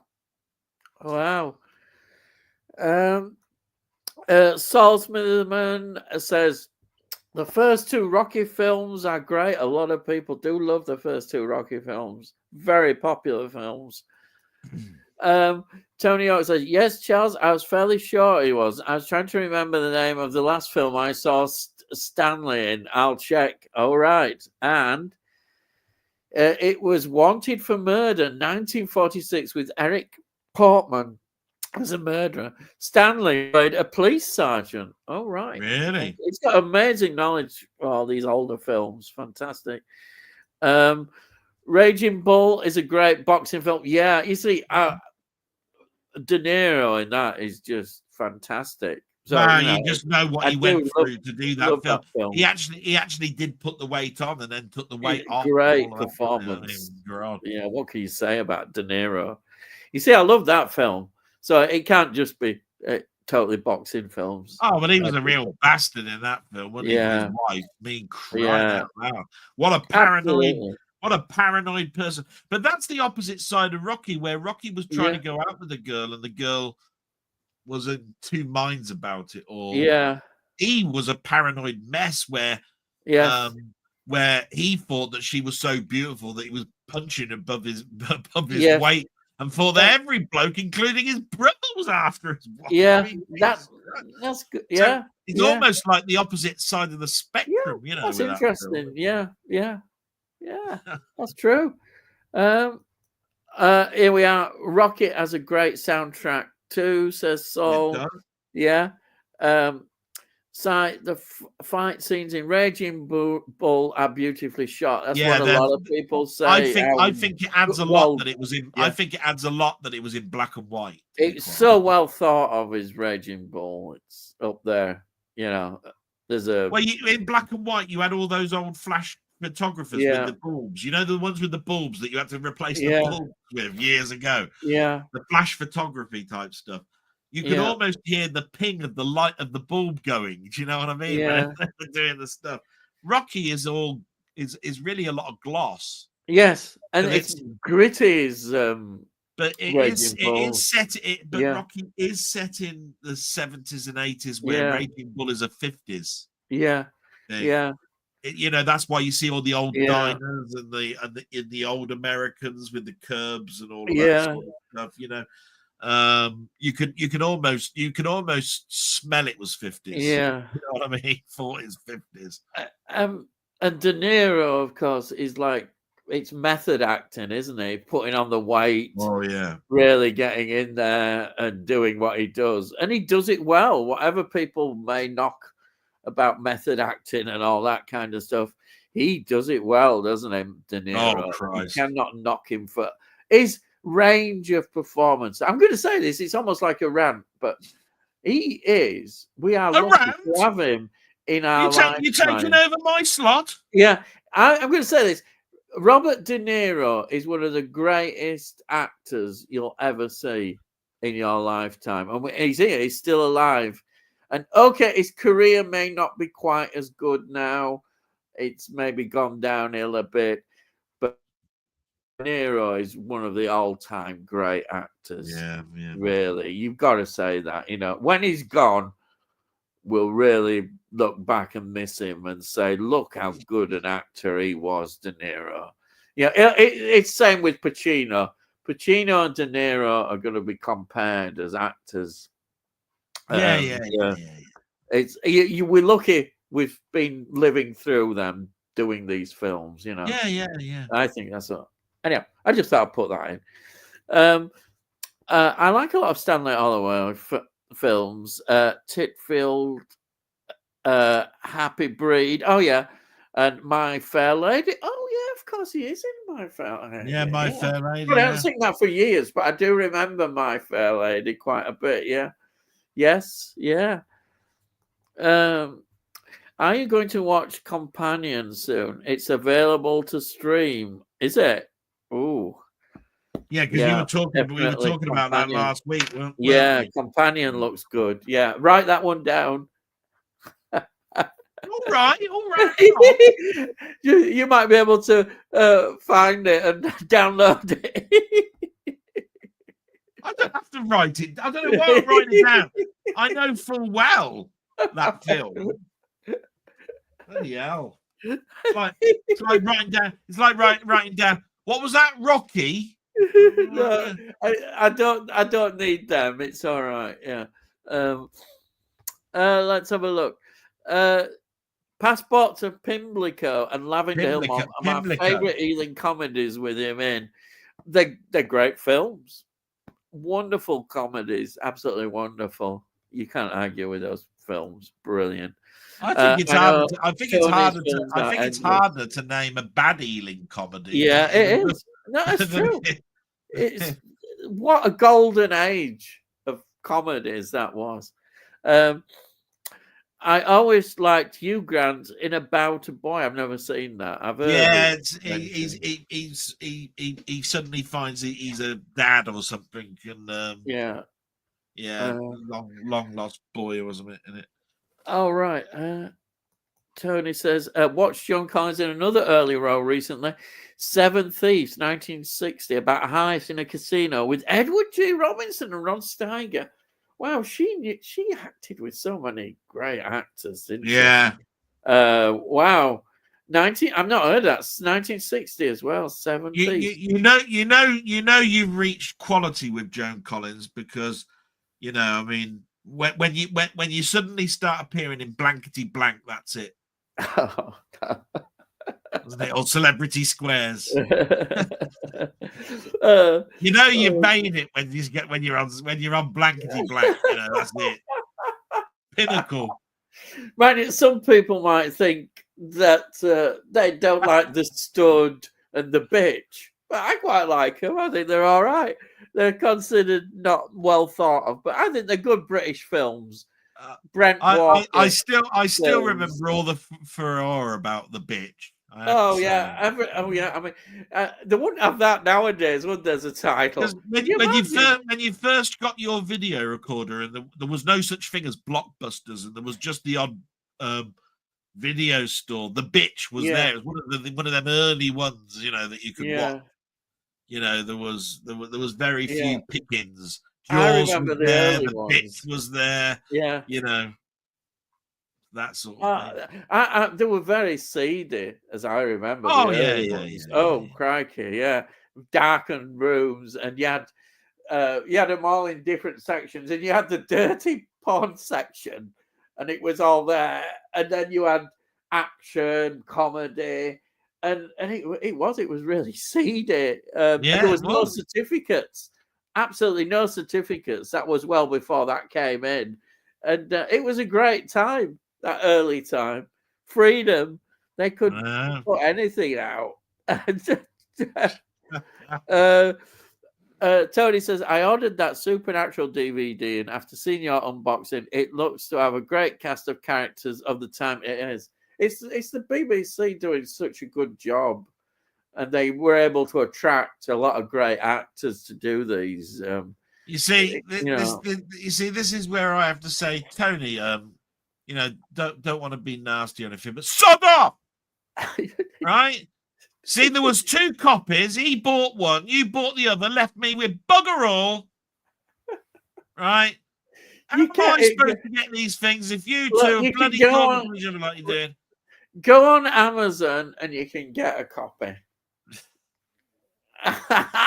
You go on I Amazon. want it for £2.50, like And you guys were I getting. I bet don't want this £7 nonsense. I bet you can get some surely cheaper than that. I'm only kidding. Just get on I'm with it, sure you guys. can. Get on with it. It was a joke, you miserable No, well, I bastard. don't know. I'm have a look. Look, by the time we finish this stream, it'd have gone up £5. Come on. Actually, might have done.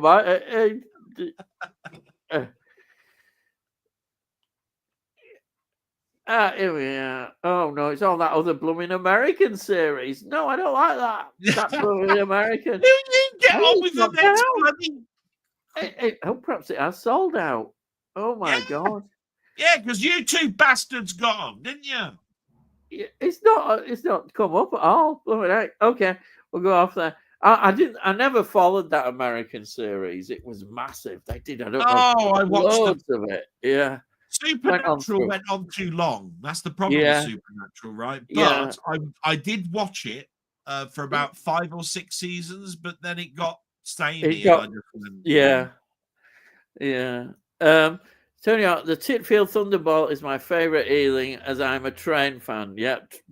Why not? Yep. I like trains. Steam trains you can't beat, can you?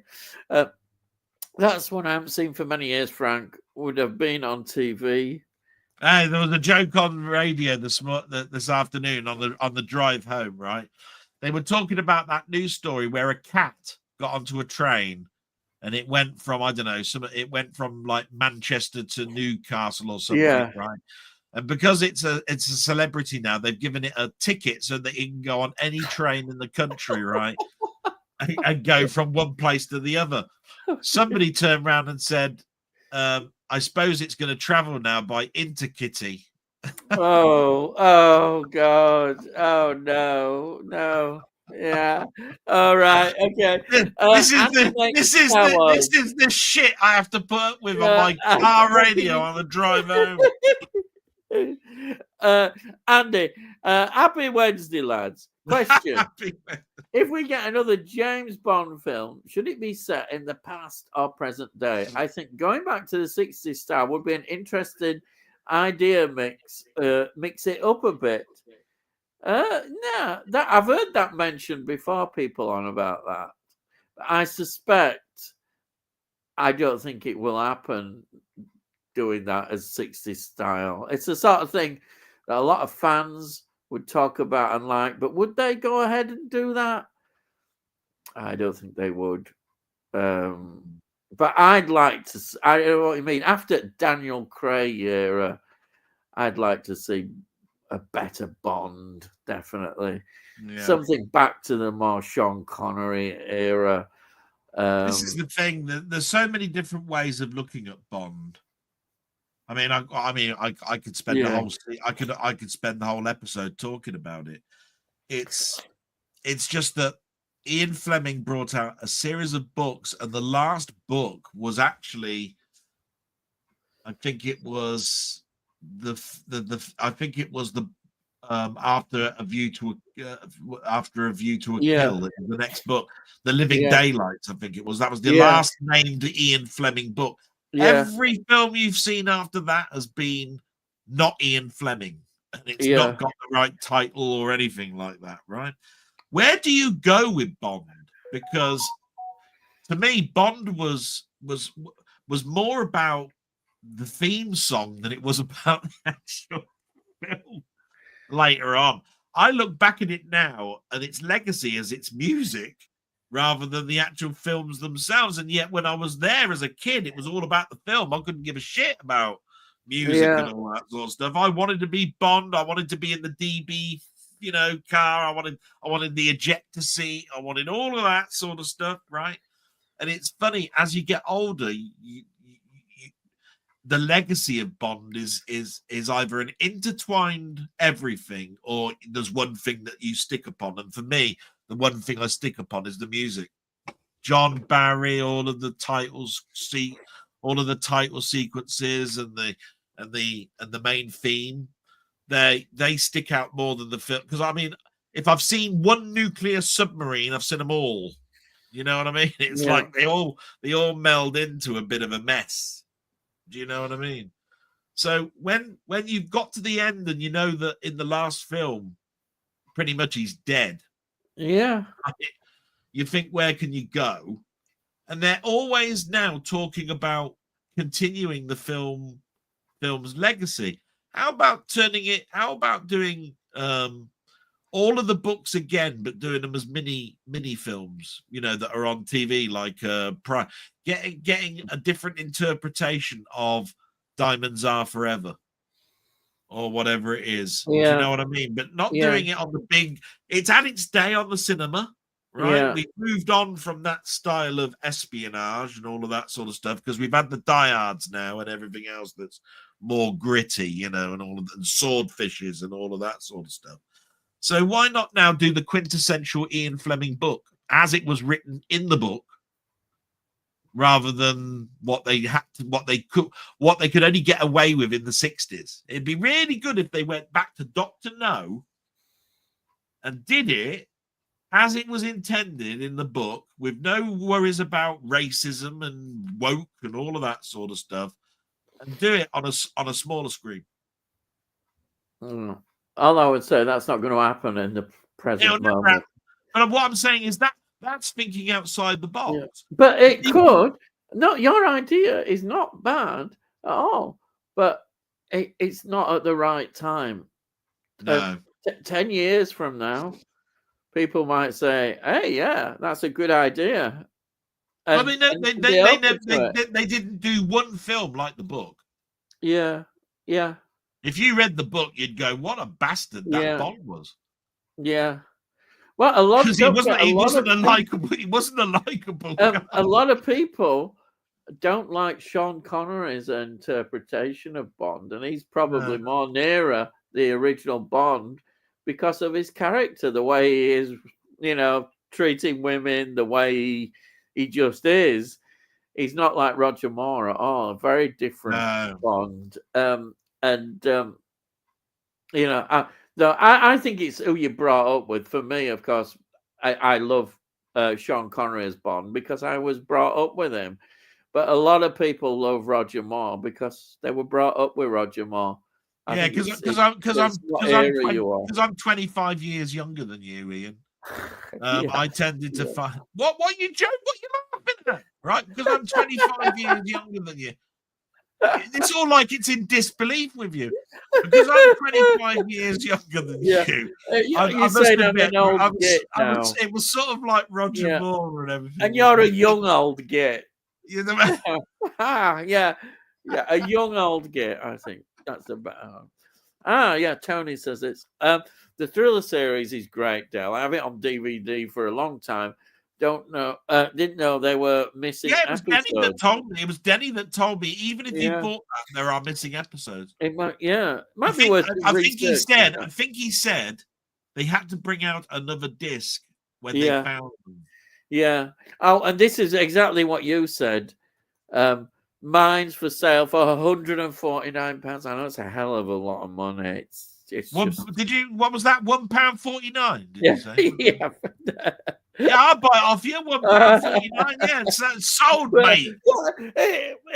Thing is, You know what he'll do, right? Because I've said £1.49. You know what he's going to do, don't you? He'll say, yeah. So postage and packing, 148 quid or something. Yeah, that's how you do it. Yeah, actually, cheers. I'm sure some people on eBay, these real scammers, would do that. That's exactly what they do. Yeah. Tinfield was on BBC Two, Tony, in HD last month. Yeah, wow, it was. HD. Wow.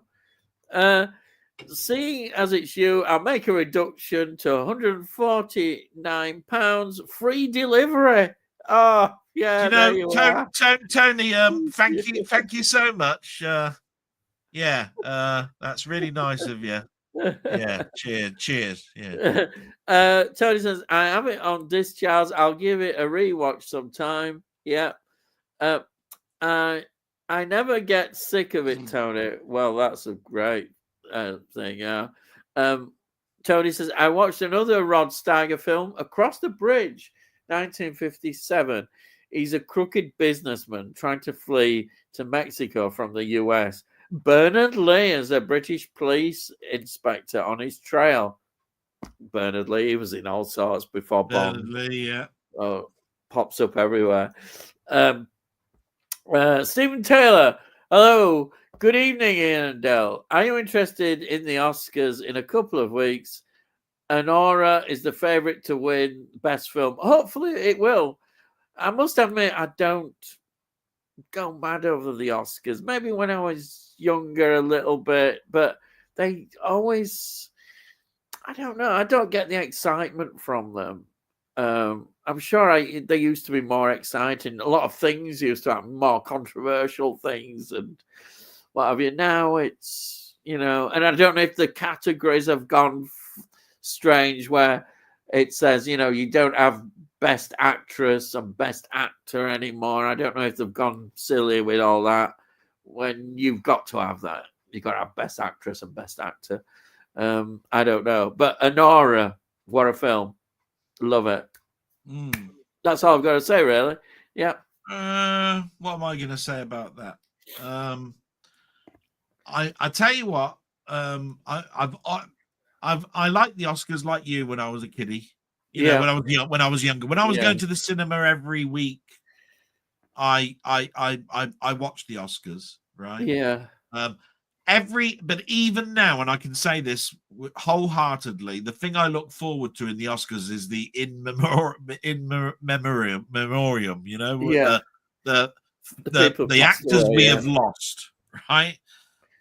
Even when the BAFTAs were on Sunday, right? You had they do here's the actors that we've lost this year, and I just like it because they show the clips and then they show a lovely. There's always somebody playing the piano or doing a song like Smile, that's a well-known one that they do, Smile,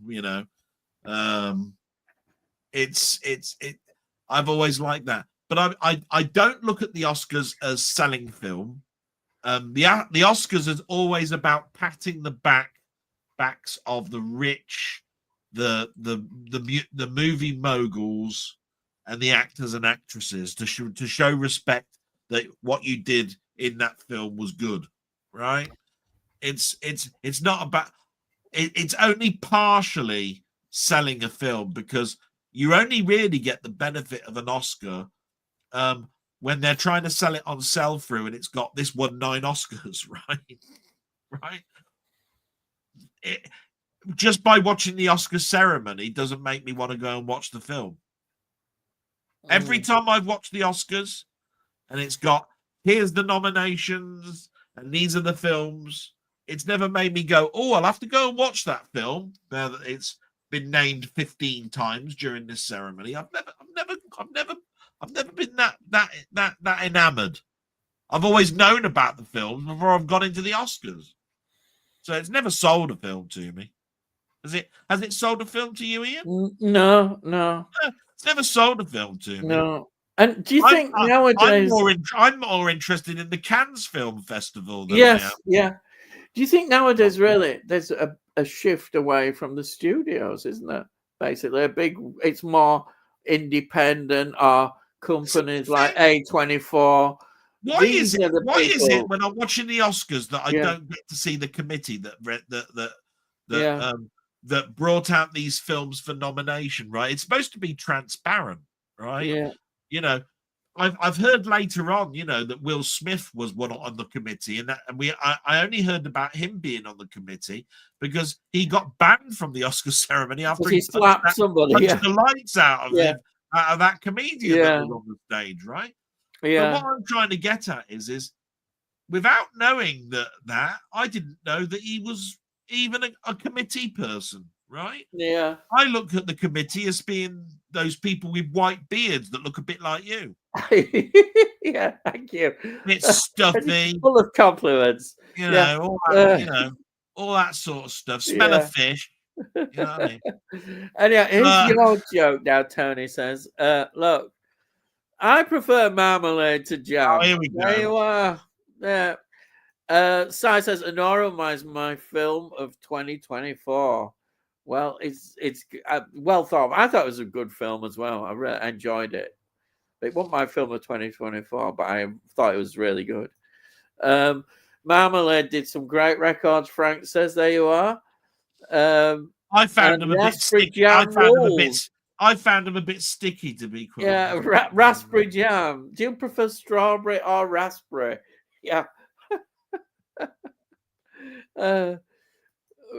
Reflections on My Life is an epic Marmalade song. There you are. Brilliant. Yeah. Julian Holloway played a fitness instructor in Survival. I checked as I doubted myself. So that's the Doctor Who, fitness instructor. Frank says, Ian and Delboy, gaming PC or console, which do you prefer? No point pointing that at Ian. For me. I've no idea. No point pointing that to Ian. He's going gaming console. What the bloody hell is that all about? Yeah. I've no idea about gaming. And I love them both. It's one of those things where the PC gives me the complexity I need to keep me riveted, and a console gives me the speed to just put something in and play it quickly and turn it off. So they both have their pros and cons. But if I was to be quintessentially honest, it's always been computers for me. I mean, it's been my life. It's been my job. Consoles haven't been my job. I've never had to work for Lloyd's Bank and fix a PlayStation 1. You know what I mean?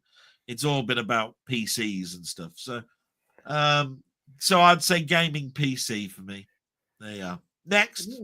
Thank you, Frank, though, for thinking about me. Yeah. No point talking to this old. Talking to this old duffer. How much are you paying, Frank? Look, I love Delboy's Astroneer videos. Yeah, come on. Yeah, there you are. Anyhow, you're getting good praise there. I know he likes it. He was the one that I was doing it for. Astroneer, Astrometica. Yeah, my bad. I'm trying. Astroneer's a bit cartoony. I've got that game as well. There isn't any more after. I thought there might be something else after that. Okay. Then we've got Charles Duncan. Ian and Dale, remember last week about the Beatles being on 78 records? Oh yeah. Did about 6 78s for the Indian market because a lot of the country still had the wind-up gramophone. 60,000 a copy. Wow. That is something I never knew. I never knew that about the Beatles. And Anyway, the I'm link just with the going to check Indian on. I'm just market. going to check on my mummy, Ian, because it's just Okay. got to 10 o'clock. All I right. think that's totally fascinating. Hang on. Let me. Look at the price, though. 60,000 for a 78. I'll be back in a moment. Yeah. You carry on. Okay. We'll still be here. We won't run away. You better Yeah. bloody not run away, you bastard. Quick, he's gone now. You're safe, everybody. Yeah. Right. That is fascinating. Yeah, £60,000. Wow, amazing. So I said, I've just realised that Julian Holloway was in the Porridge film.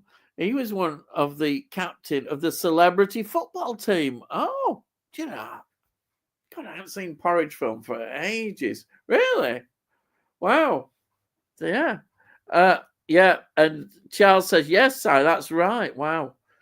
I bet Delboy wouldn't know, but I don't remember that. I love the films. Great film, Porridge film. Tony says, watch the new Blu-ray release of Michael Caine in The Swarm. It's half an hour or so too long, in my opinion.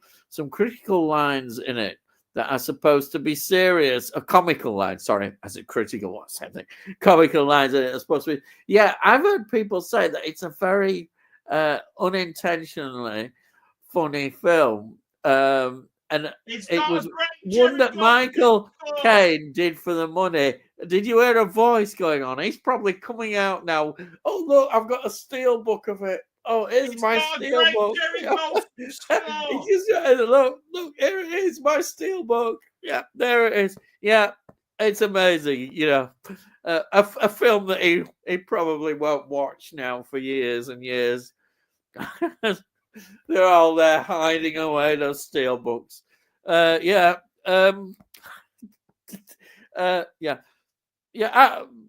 Michael Caine, I like that about him. He just did films. He didn't care, and he made the money. And I'm sure it's probably just a good bit of fun. Enjoy it. Right, and then we have got Stephen Moles.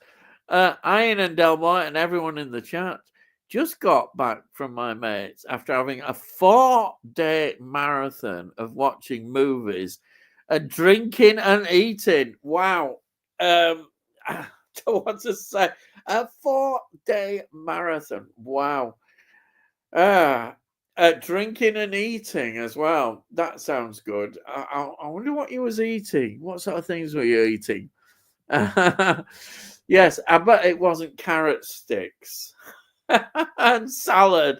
No, it probably was lots of good, healthy things like popcorn and burgers and pizzas, all the good stuff.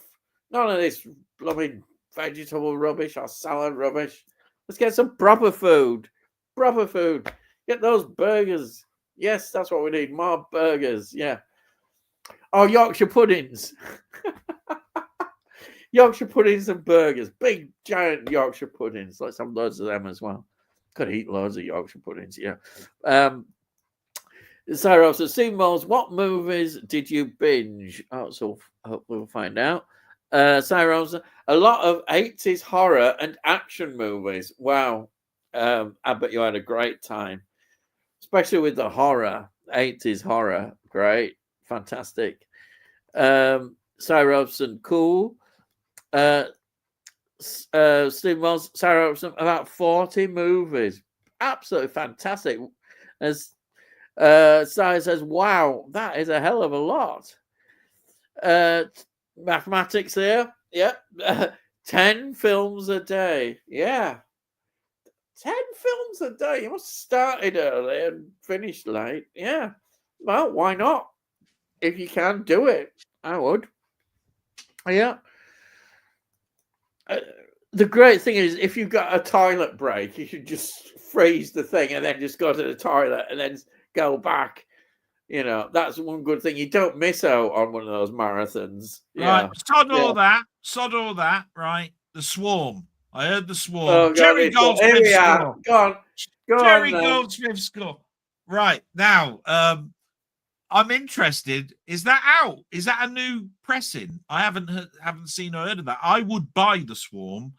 It's such a bad film. It's bad funny, right? I remember Michael Caine always being roasted about that film. They used to say, "Didn't you realize that this film was bad?" And he said, "Well, yeah, when I had 10,000 bees swarming around me, all shitting on me, and I had bee poo Yeah, all over I've my heard that suit. story. Yeah. I had bee Yeah. poo all over my suit. I Yeah. sort of realized it was a bad film, but I didn't realize it when I was reading the script. The script seemed to be quite interesting to me, and I always used to find that really funny. And I've seen it lots and lots of times. I can even see the end scene now with the car in the middle of the football stadium, right? Yeah. Where they have to bring all the bees to kill them all off. Yeah. But I haven't seen it in years, and I don't know quite where that film is. I didn't know there was a new pressing of it. I I'd think buy there must that. be. Yeah, for I'm definite, sure yeah. I'm sure I saw it somewhere. Somebody showing it. I think it may have just come out again, a new version. I'd check it out if you're interested in it. Have a look. Yeah. See if it's come out a new Yeah, release. this is why I like coming on here, because everybody's Yeah. got such a Yeah, I'm great sure I knowledge saw of somebody stuff like that. showing it. You know, I mean, It's okay, you brilliant. got the odd Yeah. bastard that says, "Look, I've just bought this Yeah. and you can't get Yeah. it." You know, I mean, I Yeah. understand that. You're Yeah. all bastards to me with Supernatural and Yeah. all of these sort of things, and all telling me about stuff after the bloody fact that you can't get it, right? But you know, Yeah. it's a learning experience, you know. Yeah. So, It certainly is. So we've got Andy makes Star Wars saying Irene watched Spy Who Loved Me. That film is brilliant. Easy top 3 James Bond films. I would say it's probably Roger Moore's most popular film in Bond series. oh yeah. Definitely. Though I personally, because I'm different. It's got the iconic Lotus. I love Elan. Live and Let Die. I think Live and Let Die. Is it Lotus Esprit or Elan? I think it's Esprit. Yeah. Actually. Lotus But Esprit. I know Spy Who Loved Me, definitely. But somehow Live and Let Die, I just really enjoy Live and Let Die. Well, yeah. Live and Let Die, I think, is the ground based realistic Bond. It's just really it's all about cocaine plantation and set in Harlem with gangsters, black exploitation. I mean, sort of it's period. not exactly like diamond lasers in space aimed at the ground. It's all good stuff. You know, secret evil lairs in the middle of volcanoes. Yeah, that's Bond. This is why I could go into a rant about why Daniel Craig, the new films, they're all rubbish. There's no proper villains anymore. There's no bases. It's just rubbish. Daniel Craig, what a pile of garbage, you know. Yeah. Even people going about Casino Royale, I'm sure you will say, "Oh, Casino Royale is the best and fantastic." No, it's not. Villain is rubbish. What a villain! It's just another one. It's gambling again. The one thing I will say about the interesting thing about Daniel Craig and Casino Royale was at least it tried to tell the first story of James Bond, you know, before he was a 00 agent. Yeah. And it started off in black and white. Yeah. I do get it, but the villain isn't really that interesting. No, not really. No, really, no. That's its weakness. If you're going to pick a weakness, it's a villain again. Yeah. Stephen Moles, one of the films we watched, so this is on his marathon, was Trucks, 1997, a TV movie based on Stephen King's short story Trucks, starring Timothy Bushfield. Is that film where all the trucks come to life and they're around a diner? Oh, that sounds. I think I may have seen that. All these trucks come to life and they're stuck in a diner and they have to go underground between the petrol station and a diner and all of this sort of stuff. And a TV movie as well. I'm sure you're right. Yeah. Sounds good. I remember that. Yeah. Um, Moore was at his best in that, Andy. Yeah, a lot of people think he was. Um, that would be interesting doing the actual books. Yeah.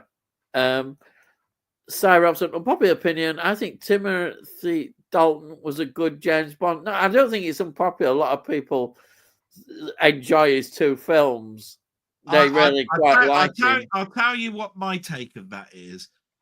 Timothy Dalton got the worst rep going because he was down to do 3 films and it went into meltdown, didn't it? After the second film, it went into this sort of like black well where there wasn't a Bond film for about 6 years or It something. did, yeah. And the whole thing, it's almost like what I've talked in my blogs in regards to my job. They counted down the clock to the point where they hired a new Bond. Yeah. And so there was nowhere for him to go because he wasn't going to, they wouldn't sign up a new contract for him to be in another 3 films. So they just basically said, I know, we'll reboot the lot. Yeah. Right? And to be quite honest, there is a cutoff point because when you get to License to Kill and all of that, John Barry and suddenly didn't do any more scores, and you go to the Tony Arnold type music that's in it. And I think that the later Bonds also are missing the splendor of the scores, you know, the James Bond music, you know, because the music that's in On Her Majesty's Secret Service is sublime, as is all of the themes and all of that sort of stuff. And if you're talking about James Bond themes, the only one of the modern ones that I like is Skyfall. And it's not because of Adele either. It's just I think it's quintessentially the closest you'll get to a Shirley Bassey or a certain all these ones by Garbage and Madonna and that I just thought were pretty nonsense, to be quite honest. I don't think there have been memorable title themes. You know, when you get past Aha doing The Living Daylights, it turns into a mess. You know what I mean? So James Bond to me was always a meld of music and the splendor of what James Bond is as a character. Yeah. And when you take the music away, what have you got? You've got a Die Hard film, and not even that. You know what I mean? It's and I think the other important thing is if you take away the Britishness of them, they've always got to have a British feel to them, then they're a James Bond film. But if you start introducing and changing that aspects, then you're in trouble. I mean, when you look at one of the quintessentially not well respected Bond films, let's see, The Man with the Golden Gun. Right? Yes, yeah. Right? Yeah. The one thing that you'll remember about The Man with the Golden Gun is Lulu's main theme. Yeah. Right? Yeah. Whichever way you look at it, you'll remember that. Yeah. Well, I think with the fact that Christopher Lee's in it, to me, is memorable. It may not be as brilliant as we wanted. Apparently, it's got the raunchiest words of a theme tune you'll ever get in The Man with the Golden Gun. Yeah. He's got a powerful weapon. Oh, right, all this sort of stuff, right? Apparently, you know, they really they really knocked it for that. But I think Lulu did a fantastic job. Yeah. Yeah. You know, let's have a look here. Andy makes Star Wars From Russia with Love is the closest, as well as On Her Majesty's Secret Service, to the James Bond book. Yeah. I grew up with Roger Moore, but Connery is the best and my favorite. Yeah, I love Connery. But On Her Majesty's Secret Service, if I may well put that as my number one, or maybe not, it'd be my number two, because You Only Live Twice is my number one. But On Her Majesty's Secret Service, great. Even I noticed the music in On Her Majesty's Secret Service. It is fantastic. Yeah, it's got the scenes theme in it. It's got the theme at the end of the film, not at the beginning. The film looks great. It's got a great look about the film, and it's got Diana Riggin. Blooming heck, it's got Diana Riggin. Please, fantastic. I'm in all day. Yeah. What can I say? I must admit, James Bond always looks good when he's when he's sort of like against an icy or snowy background. Yeah. Yeah. But that whole hotel thing on the top of that mountain, Yeah. I'm just going, bloody hell, that's impressive. And also, I mean, the fact that he gets married and then we see her killing her off. Wow. It's so good. His Honor Majesty's Secret Service. You knew, so good. You knew, even though that film is not it's well respected now, but it wasn't at the time. Yeah. No, it wasn't, because everybody didn't like him. It was a very powerful storyline, because it's the only one where you see Roger Moore return to the grave and see his dead wife in the ground. Yeah. You know? Oh, yeah. They mentioned that. Yeah. And I mean, he actually delivers flowers to the grave while Blofeld is trying to kill him with a helicopter and in his wheelchair. Yeah. It is. It's. There's a revenge element there, for your eyes only, isn't it? It's good. Yeah, it's good that they brought that up. That's really good, because often in James Bond films, everything's not mentioned the past, is it, that much? We don't go back. Like I said, there's not many Bond films that refer back to an earlier Bond film. No. Right. And then Stu Moles, my favorite was License to Kill. Yeah, a lot of people do love Timothy Dalton. I really enjoyed the interesting thing about this, and I don't know if it's true, but I read it in the press at the time. It was at the time the film was coming out. Yeah. That it wasn't going to be called License to Kill. It was going to be called License Revoked. Yeah. Right. But they changed it to License to Kill because this is no word of a lie. I read it. Yeah. The Americans don't know what the word revoked means. That doesn't surprise me. So they called it License to Kill because that's easier to understand. Yeah. That's I like that. And I went, is that true? They don't know the title because they don't know what revoked means. No. That can't be true. That can't be true. But apparently it is. They don't know what bloody maths is. I'm on to get about my maths rant. Yeah. Bloody heck. What are the Americans doing to our language? And why don't they know all these things? They need to be more English. Yes, be British. That's what we need. Yeah. I really like the Man from U.N.C.L.E. series, and like Flint and Our Man Flint. Oh my God, James Coburn. They used to be on the TV a lot. I remember watching. I'll tell you what. The only thing I really remember about the Flint films was that bloody phone's ringtone. You know, the one that goes. Yeah. They were on TV a lot. That's all it did. It just went. Yeah. The Man from U.N.C.L.E., Jerry Goldsmith again did the main theme. No. Just to let you Here know. we go. The weird one in the Man from U.N.C.L.E. series is the last film they made, which was the 25 Years Later affair. Oh, crap. Where they actually brought back George Lazenby in a car which said JB1 on it. Oh, that was funny. Yeah. Oh, that was funny. Yeah. Oh, that's and I tell you what, it's got a great main theme. You know, the Man from U.N.C.L.E. It's got that dum dum dum dum dum dum dum dum dum. Yeah. You know, with the bongo drums. Yeah. It really is a good. I loved it when BBC they used to show those films a lot, didn't they? The Man from U.N.C.L.E. film. Oh yeah. Great memory that. Every single one was an affair. The 25 that's it. Affair, yeah. The Man with My Face affair. Great stuff. Right. We've got Saul saying the Oscars used to have more glamour and mystery about them. Now it seems quite bland. Yeah, there is no glamour anymore. Now it seems to wants to be a propaganda into. We're going to bring so much diversity into it, because now it's like We'll have the first nomination for a transgender. Yeah. We'll have the first Yeah. nomination for bollocks to it all. Yeah. That's what I think to that. It's I rubbish. don't think the actresses are probably not encouraged to be glamorous anymore, which is sad.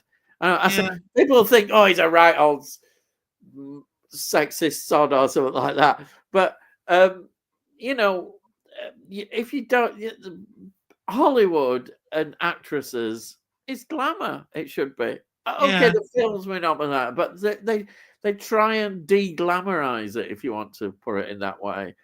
And that's how it is. But that's the modern way. That's how the modern world is. That's how it is. People don't want it. They say it's sexist. They'll probably say if you do this and that. And they always used to do what actresses were wearing what dresses on the red carpet. It was always like, do that probably this now. Person's wearing an Estee Lauder dress that costs £1 million or whatever it was. Yeah. Well, actually, it shows you how daft it's become, wasn't it? In the paper, I think it was at the Grammys, wasn't it, where that stupid P Diddy or whatever his name is, Puff Daddy, bloke, his wife, her dress was that she didn't have one on. Do you remember? She was in the nude. I thought, do you remember is that? Do you remember a film that was based around going to the Oscars, which had Michael Caine and Maggie Moon in it? No, I don't remember that. No. You know, where it was set in a hotel. There was all these different. Was that the hotel film? It's called The Hotel. And it had Michael Caine was going to go to the Oscars with Maggie Moon, and she was up for an Oscar. Yeah, she didn't want to go because she was an aging actress and she didn't want to get into the dress and all of this. They were going for a divorce. I've forgotten what it's called now, but it was brilliant, and it had Bill Cosby in it, didn't it, as well? Yeah. That's the bad thing about it. I forgot what it's called now. Hotel something or California Suite. There you are. Cy Robson's just yes, that's it. I think you mentioned. I don't think I've got that. In my collection, California Suite. I know you mentioned it. I'd like to see that again. I haven't seen it. Write it down and remind yourself. Shut your face about this writing down. And then you can mention it in your blog. Yeah, I've already mentioned Cy Robson in my blog. You miserable bastard! You can say, "Oh yeah, it's a film I brought out from this wonderful live that I'm participating in." I am not gonna big up that bastard anymore. Here we are. Mission Impossible TV series is another good one. Yeah, that's another one people remember. Older people like us. Yeah. Steve Knowles, I would like to see the Invaders movie. Loved watching that series starring Roy Thames. You are getting going back now, aren't we? Yeah. What can you say about Invaders? Me and Denny are doing a TV special on the Invaders. Yeah, you would. It's one of those. It's one of those ones where I know an awful lot about it. Of course, Roy Finnis. Yeah. Yeah. When you do it's really got one of those Dominic Fontaine scores. Yeah. Do you know when you're doing it? Have you got any plans to get it going? Well, he's actually not been speaking to me for 10 weeks because of some personal problems. He actually spoke to me for the first time on the phone yesterday. Yeah. We mentioned that we need to get our second part of the Twilight Zone done. We talked about bringing you on. I said that you'd be good for the Invaders. Did you? We then started to talk about the Invaders, and we started to reminisce and said, wasn't it funny, right? Because even the opening sequence, it's like David Vincent was looking for a shortcut that he never found. How do you look for a shortcut that you never find, right? Who in their right mind goes down a country road going, I think I'll turn left here. I think that might be a shortcut to Coventry. Is it buggery? You never do that. What a load of bollocks that is, right? And then we started to talk a little bit of the absurdity about it, but we always wax lyrical about how good it was. All of this, you only recognize the Invaders because they had a crooked finger. Yeah. Right now, Yeah. I always used to be told. My sister used to say that I was an invader, right? Because you had a And crooked. this is no word of a lie. Because I used to drink my. If anybody watches my drink, I have my left finger like that. Right? So that's the You'll sign. notice this Yeah. every time. If you look back at all the videos, you'll see that I have my finger out. My sister used to say, "You're an invader. Yeah.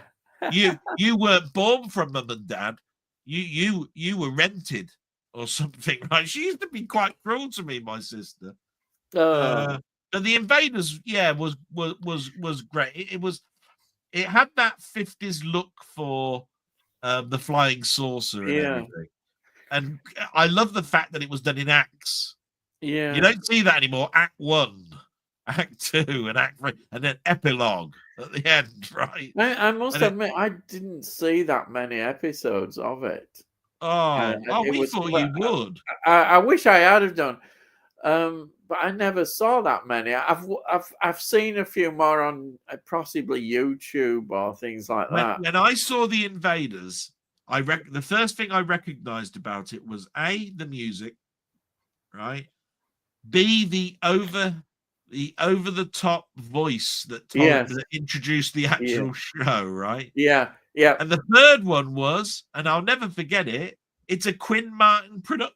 Oh, everything was a Quinn Martin production. So when I started to watch The Streets of San Francisco, it was like a Quinn Martin production. I was going, what? This guy gets about a bit, doesn't he? Yeah. He does a lot of stuff, this Quinn Martin fella. He was everywhere. And again, he shaped my childhood because everything was a bleeding Quinn Martin production. Did they do Cannon? I'll never forget Cannon. Oh, Cannon used to make me laugh because he couldn't run. He was there chasing after these people, and he couldn't blooming run. No wonder they got away from him. Yeah. But Carl Malden, what a character! Everybody went there with nose. Everybody was the next time that I saw him on the big screen, he was in Meteor. With Bond, Sean Connery, and a great big bloody rock called Orpheus. Yeah. I used to love that. Peter the Great was the missile and all that shit. Yeah.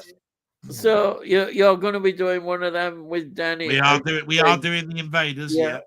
Right.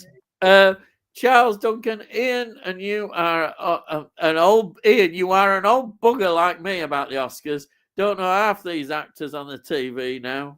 I am. Yeah. Well, I'm just agreeing that you're an old bugger.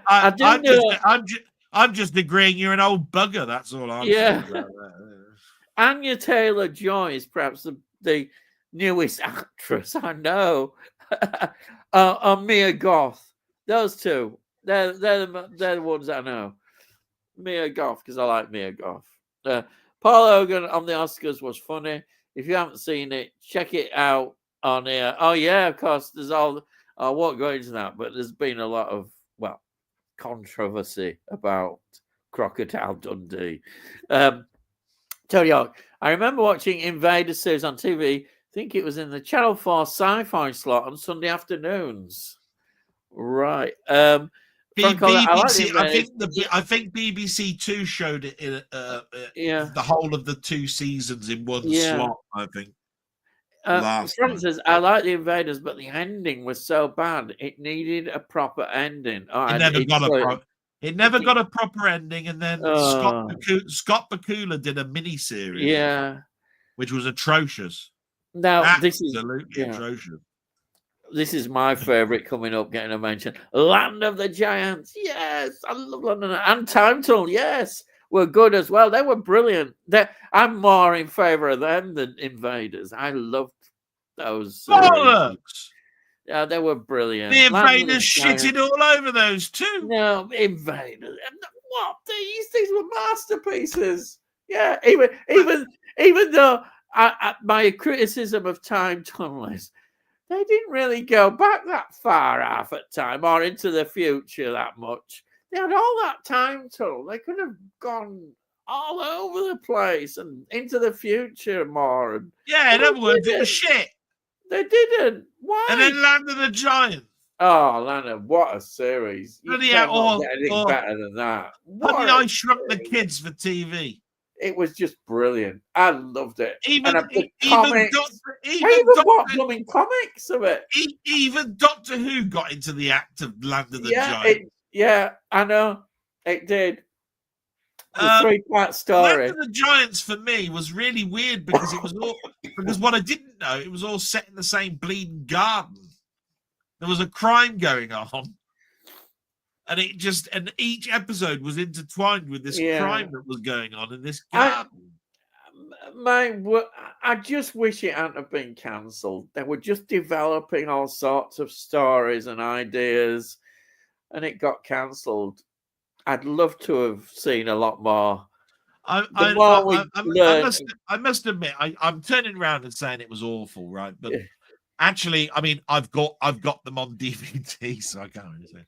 What's all that? It's my prized possession. But I mean, there's a reason why Time Tunnel is one season, Land of the Giants is one season, and Lost in Space is 4. Yeah, right? And it's because Irwin Allen. You can't extend the flimsy plot beyond 30 odd episodes. No, it got boring and stale. Lost in Space didn't get boring and stale because they were forever trying to get home. Yeah, and so basically it was all about what strange planet, what strange creatures, whatever was going on. I think it. I feel like with Land of the Giants, they did start to introduce a lot more into it, but it was probably as soon as they got out of that stupid garden. That's right. I mean, we had a whole conspiracy going on, and there was all sorts of great things going on, but it's how it was. It was well done, but it got stale. And Time Tunnel, it was really one big set with a great big massive swirly image at the end that they walked towards, and then they were they were sort of like spinning up down like this, and then suddenly they were on the Titanic, and it was just and then it was just a period. The other thing we have to remember is that they didn't have big budgets. They were working to a budget like so many. They had one of the biggest budgets going. They had to put as much as they could into these. That's why you often see stock footage, and you often see previous episode bit clips put in. It's a way of saving the money. No word of a lie. Irwin Allen had one of the biggest budgets going for those series. But even each episode cost far more than Star Trek ever did. Yeah, and you could say Star Trek were perhaps more creative. But Star Trek was more creative, exactly. Yeah, they knew what they could spend their money on, and spent it well. What bit they had, I think. Possibly, they didn't spend their money well, perhaps on Land of the Giants, if they had more money. The only thing I think that Land of the Giants and Time Tunnel had going for it was the guest stars that were in it each week. Yeah. I mean, I'm doing it a disservice, but it's just that to me, Time Tunnel wasn't that great. Land of the Giants wasn't that great. I much preferred Voyage to the Bottom of the Sea and I love that and Lost in Space. Over those two every time. Yeah, I think we Lost in Space. I got kind of lost in it because I think it got a bit boring. Actually, well, that's what I mean. The problem with an Irwin Allen production is it got samey. Yeah, there was I think possibly because I haven't read his book, Irwin Allen's book, but I think his writers were a bit two-dimensional. I think the stories. Yeah. I think he relied on the same writers and so forth. I'm glad that the series sort of like ended because he went on and did the films, and the films were the disaster films, and we had some cracking disaster films, you know, the Towering Inferno, Earthquake, all Irwin Allen stuff. He became known as the director of disasters, didn't he? Yeah, Not because not because the shows were terrible, but because he did disaster films. Yeah. So yeah, in the end, a lot of good came out of those 60s productions. Yeah. Frank says something interesting. I loved Land of the Giants when I was a kid, but Frank L, it's aged so bad. I cannot watch it now. I can understand that it has aged, and it has more. It is very repetitive, but I've still got a fascination with it. I think it's because I loved it as a child so much, and I can't break that. But I do understand that. I think you're probably right. A Lost in Space, for me, is even as a child, I think I got a bit bored with it. Yeah, I can understand which it. is bad if you're a child getting bored with it. Well, it turned from being something gritty into something comical. Because I mean, really, am I going to be scared of a giant carrot coming out? That's right. It what? It was almost like a parody of itself. Yeah, and that never works, does it? When that happens, it never works. You're either a gritty series or you're a jokey series. Yeah. And at the end of the day, I think that because Batman was so camp. Yes, they did it well. And because they did all of the early stories were gritty, it was all about killing the Robinson family and Dr. Zachary Smith, trying to kill them all, right? Yeah. That it had to turn into a comedy, and it turned into a comedy when you had a double act like Zachary Smith and Bill Mummy, didn't you? Bill Mummy, the little lad. It turned into their show. You didn't care about the Robinsons anymore, as long as Zachary Smith and the kid was in it. Yeah, which originally that wouldn't have been the case. The writers wouldn't have been the case. They'd have been in the background all the time, and it would have been the Robinsons that would have been in all the time. Yeah. Right. Those were all on Channel 4. My favorite is Voyage to the Bottom of the Sea.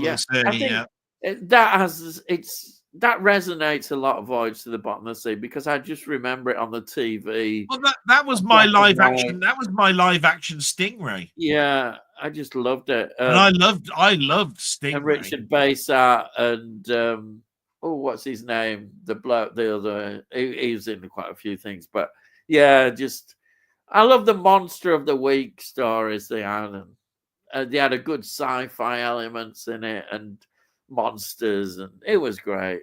Absolutely loved it. Very much of the time, but it doesn't stop them being good fun. That's right, Tony. No. That is so true. Yeah, some things do seem dated, but it doesn't matter if they're good fun, I think. Yeah. Let's say they're more fun than some awful series that they produce nowadays. You can have more fun with them than, say, with the new Doctor Who. But I won't go into any more rants, but you can have a lot more fun with these older series. Oh, yeah. Yeah. Some good news we're hearing anyhow about Doctor Who. It looks like it's going to get cancelled. Yeah. Thank God for that. I'm not going to bother listening to all of that tittle-tattle because I've been hearing that all the time. Yeah. Right? It makes sense. I saw it. I listened to one YouTube bloke. He had a he was dressed up in some sort of space alien. Yeah, I saw that one. He does them videos. Right, and I was just listening to it. He said, because I mentioned it and it came true. What I'm talking about now must be true. And I'm going, you're sprouting the same thing that came out at Christmas. You're not telling me anything new. He's been doing those videos probably since, for a few years now. He just does the same videos and just spouts the same. Let's have a few. Oh yeah, the Fugitive TV series saying David Jansen was good. That was an highlight. And Martin, we used to just sit down and remember as a family watching that. And of course, the big ending was massive story, and I think it got a massive audience. The very last episode. It had one of the highest viewer ratings. They made a big thing of it on TV. Again, who produced that show? Did it? Did they? No, who produced that show? No, go on then. Quinn Martin. Was it Quinn Martin? Wow. Yeah. A Quinn Martin A production. production. Yeah. Wow. That's what a thing. And I just want to say something else as well. I thought the film was very good. I enjoyed the film. There's things that you forget, like, really, was Barry Morse in The Fugitive, and you go, and then suddenly he turns up in Space 1999, and you're going, bloody hell, he changed a bit. You know what I mean? But what I'm trying to say is that you go, bloody hell, I mean, all these people, they turn up in my favorite shows. It's like, the best thing about Space 1999 was I like Barry Morse. I thought he was brilliant. The best thing about Space 1999 was all the guests they had in it. Oh, yeah. They had the best of everybody who wanted to be in there. Fantastic. Oh, yeah. Had Patrick Troughton, Brian Blessed, Christopher Lee, Jesus. Everybody. Joan Collins even. I mentioned her earlier. Yeah, she was in it. She was in it. Yeah. Right. Cyroson says 2210, and it's the first mention of Jerry Goldsmith. Wow. God, yes. 2 hours, 10 minutes. Jerry Goldsmith moment. Hey. Yeah. Oh, dear. And I like this. Jerry who? Never heard of him. Yeah, he can bugger off. He mentions every week this Jerry Goldsmith character. Blooming heck. Bye, heck. We don't do their salads up here. We don't have them blooming salads. No salads. What do they think we're doing? No. Hey. The Swarm is new released on UK Warner Archive label Blu-ray, Del. That's why I really do need to look that up. Yeah. I'm going to bookmark it. Hang on. Yeah. Carry on. Steve Moles, and this is more for you, I think, as well. Oh, no. Sorry, The Return of Captain Nemo, aka The Amazing Captain Nemo, was good. It was a 3-part miniseries in the States and then edited into a film starring Jose Ferrer and Burgess Meredith as the bad guy. I didn't know that. Oh. Captain Nemo, what a wonderful. Tony York, wish they'd release a Blu-ray of 20,000 Leagues Under the Sea with James Mason, of course, as Nemo. Who else? James Mason. What an actor. Brilliant. Brilliant. Absolutely. He can't do no wrong, James Mason. Sorry, remind me again, Ian. Where did James Mason come from? He came from Huddersfield, Yorkshire. He wasn't from Otley then, or something like that. No, Otley. Hey, bye. He went from Otley. Yeah. Yeah, you've remembered Otley. Hey, bye. Right. Look, I am quite intelligent, I mean, all this shit I get on here, it's amazing. Amazing, right?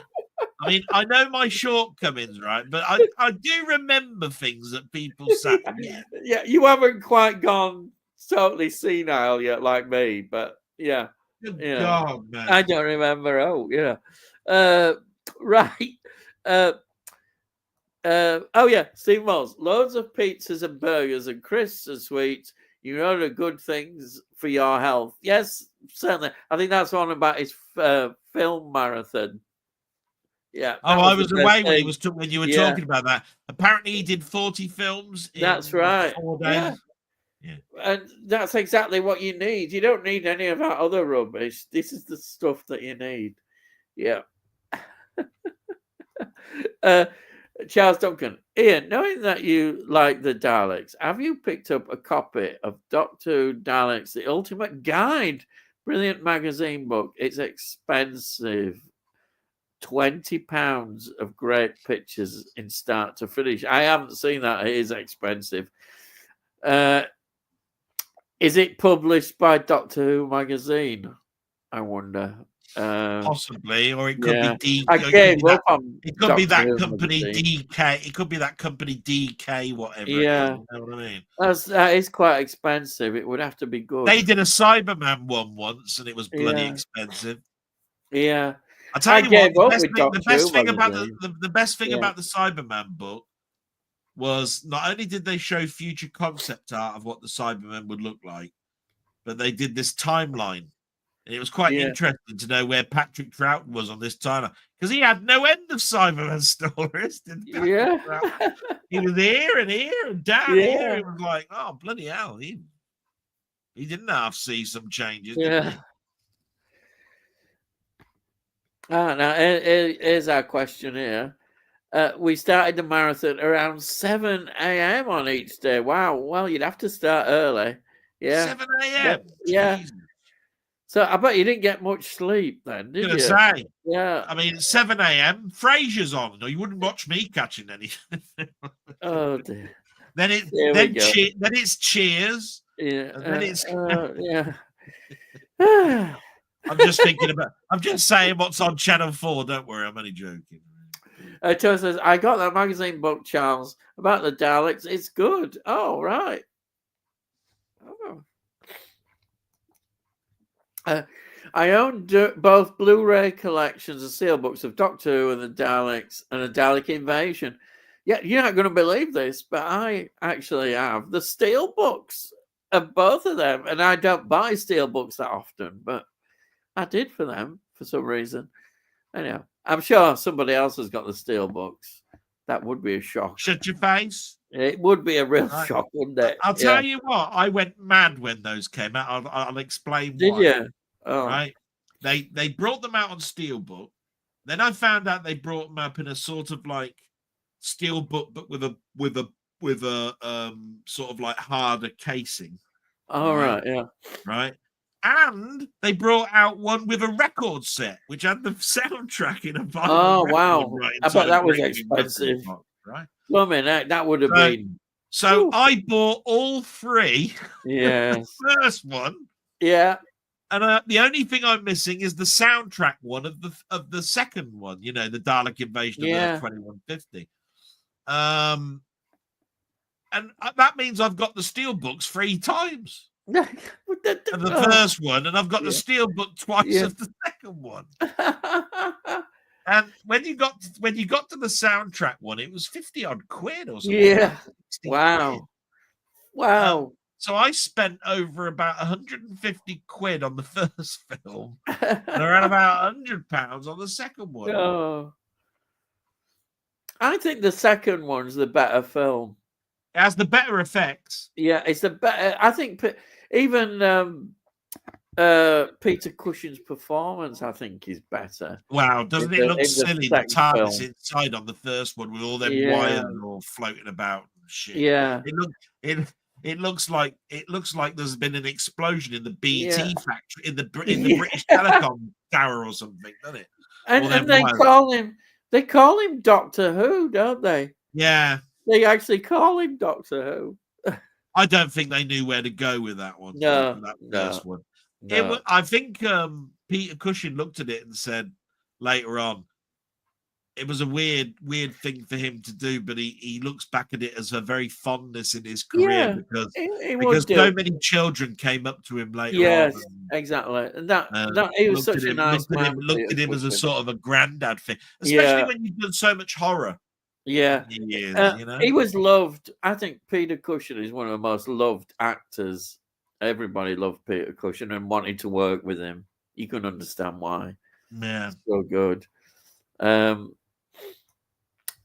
Charles Duncan, hard to find a copy for me, Tony, but I finally got a copy. Oh, right. Well, I'll tell you what, you can still buy the soundtrack one with the steelbook in it, and it's half price. It's 25 quid. Amazon. Oh, that's pretty good. That's you very can't good. Find the second. You can't find the second one for anything cheaper than about 50 or 60 quid. Weird. I think it was a short shipping. That or more people bought the second one than they bought the first one. Yeah. You said yourself you thought the second one was better. Yeah. Stephen Moles, I still remember seeing Moonraker at the cinema. One of my Oh, favorites. it's such a laugh watching Moonraker. Even I remember going to see that as well. Seeing all of these little blokes with lasers firing outside a space station. I was going, I loved it. Come on. I think Moonraker is a good. I know it gets a lot of stick, but I enjoyed Moonraker. It's good fun. The thing I liked about it was good old Jaws. He got a girl in the end. And she's around about 4'4" and got pigtails. And there he is with him being about 8 foot tall, and she's about 4 foot something. And this is the weird thing. They help Bond get the space shuttle free. Yeah. Right. He flies off, right, in this great big habitat, right, thinking that's him, he's dead, because the Earth's atmosphere is going to burn him alive.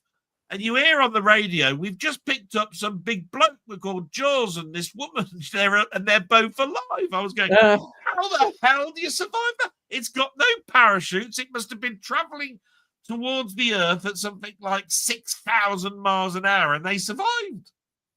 I was going, now, if you want to have a disbelief, there you are. There's one thing in Moonraker. Bloody hell. Yeah.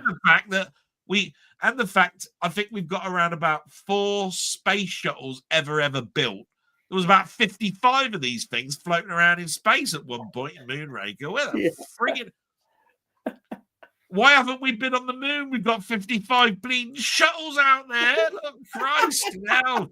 If you put nose to nose, they'd touch the planet. You know what I mean? What's all that about? Right. Where are you gonna hide 55 shuttles in dormant volcanoes? Right. Am I ranting too much? I'm just getting worried about if we could get through comments. I think we'd be all right. I've got about another 45 minutes. It's nearly 11 o'clock, so we're still there. I have the steelbook for Doctor of the Daleks and a collector's box set of Invasion Earth 2150 AD. Feast of colour with all the different ranks of Daleks. Yeah, it is. That's a good description. Well, I'm so glad, Tony, that I've got more copies of it than you bastard. That's all I've got to say about it. I've got more copies than you. Yeah. So there you are. And Tony says, it's Movie Guy that actually turned around and said that the reason that looks so good is because of the way it was filmed. It was done in Technicolor or done in cinema something greater. He does mention that because of the 35 millimeter stock film, the richness of the colors come through. Yeah. It's like North by Northwest and all of those. Yeah. He says that he got it from Amazon. Amazon, there you are. Yeah. My favorite part of The Man with the Golden Gun is Brett Eklund. Yeah. I wonder why. I wonder if she's in a bikini at some point. That was Maximum Overdrive, Del, starring Emilio Estevez. It wasn't Trucks. No. Yeah. Tony says, question: favorite Bond girl? Do you want to the one with the skimpiest bikini on? Do you want to answer it first? I don't know. It could be Eva Green. It could be Diana Rigg. One of those two. I'll go between Eva Green. No, between 3: Jane Seymour, Eva Green, and Diana Rigg. Can't choose between the 3. I fancied all 3, by the way. Yeah. Mine's Diana Rigg. Yours is Diana Rigg, isn't it? Yeah, it has to be. Couldn't be anybody else. So, in modern Bonds, I do like Ali Berry. Joanna Lumley was a Bond girl. Yeah, yes, yeah. Joanna Lumley. And then she was in the new Avengers. Yes, she was, which was a great series. And Diana Rigg was an Avenger. Yes. There you are. All these connections. And John Steed was the glue. And John Steed then turned up in a Bond film. Yes. Yeah, everything connects. It does. Simos, I tell you, what, mine was Ali Berry. So he's coming out of the water. Yeah, I know. It brings tears to your eyes, doesn't it? And other areas. Yeah. Well, that was a quintessentially good moment. Yeah, it was a recognition of Ulsa Andress coming out of the sea in Doctor No, wasn't it? Yeah, And they did that. And what better actress to get than Ali Berry any day of the week? Yeah. Oh, Eva Green in Casino Royale. He likes Eva Green. Brett Eklund, yeah. Jazz Duncan, I got the movie Daleks vinyl and DVD, 4K box sets for Christmas, half price at HMV, £29 each. There you are. Like I said, the box sets with the records came down by half price. But the second one I found really hard to find. In fact, I still haven't found it at a good price. Yeah. But if it's at HMV, I might have a quick look. But I bought there were 3 editions that came out, and I bought all 3 editions of the first one, and I bought 2 editions of the second one. Yeah. Frank Alder says Goldfinger is my number 1 Bond film. A lot of people. I will tell you this: Goldfinger, I think, is quintessentially the all-rounder. It has everything. It's got the characters, because you've got Goldfinger and you've got. You carry on. Oh, well, somebody at the door. Was it Emu? Was it Grut Bags?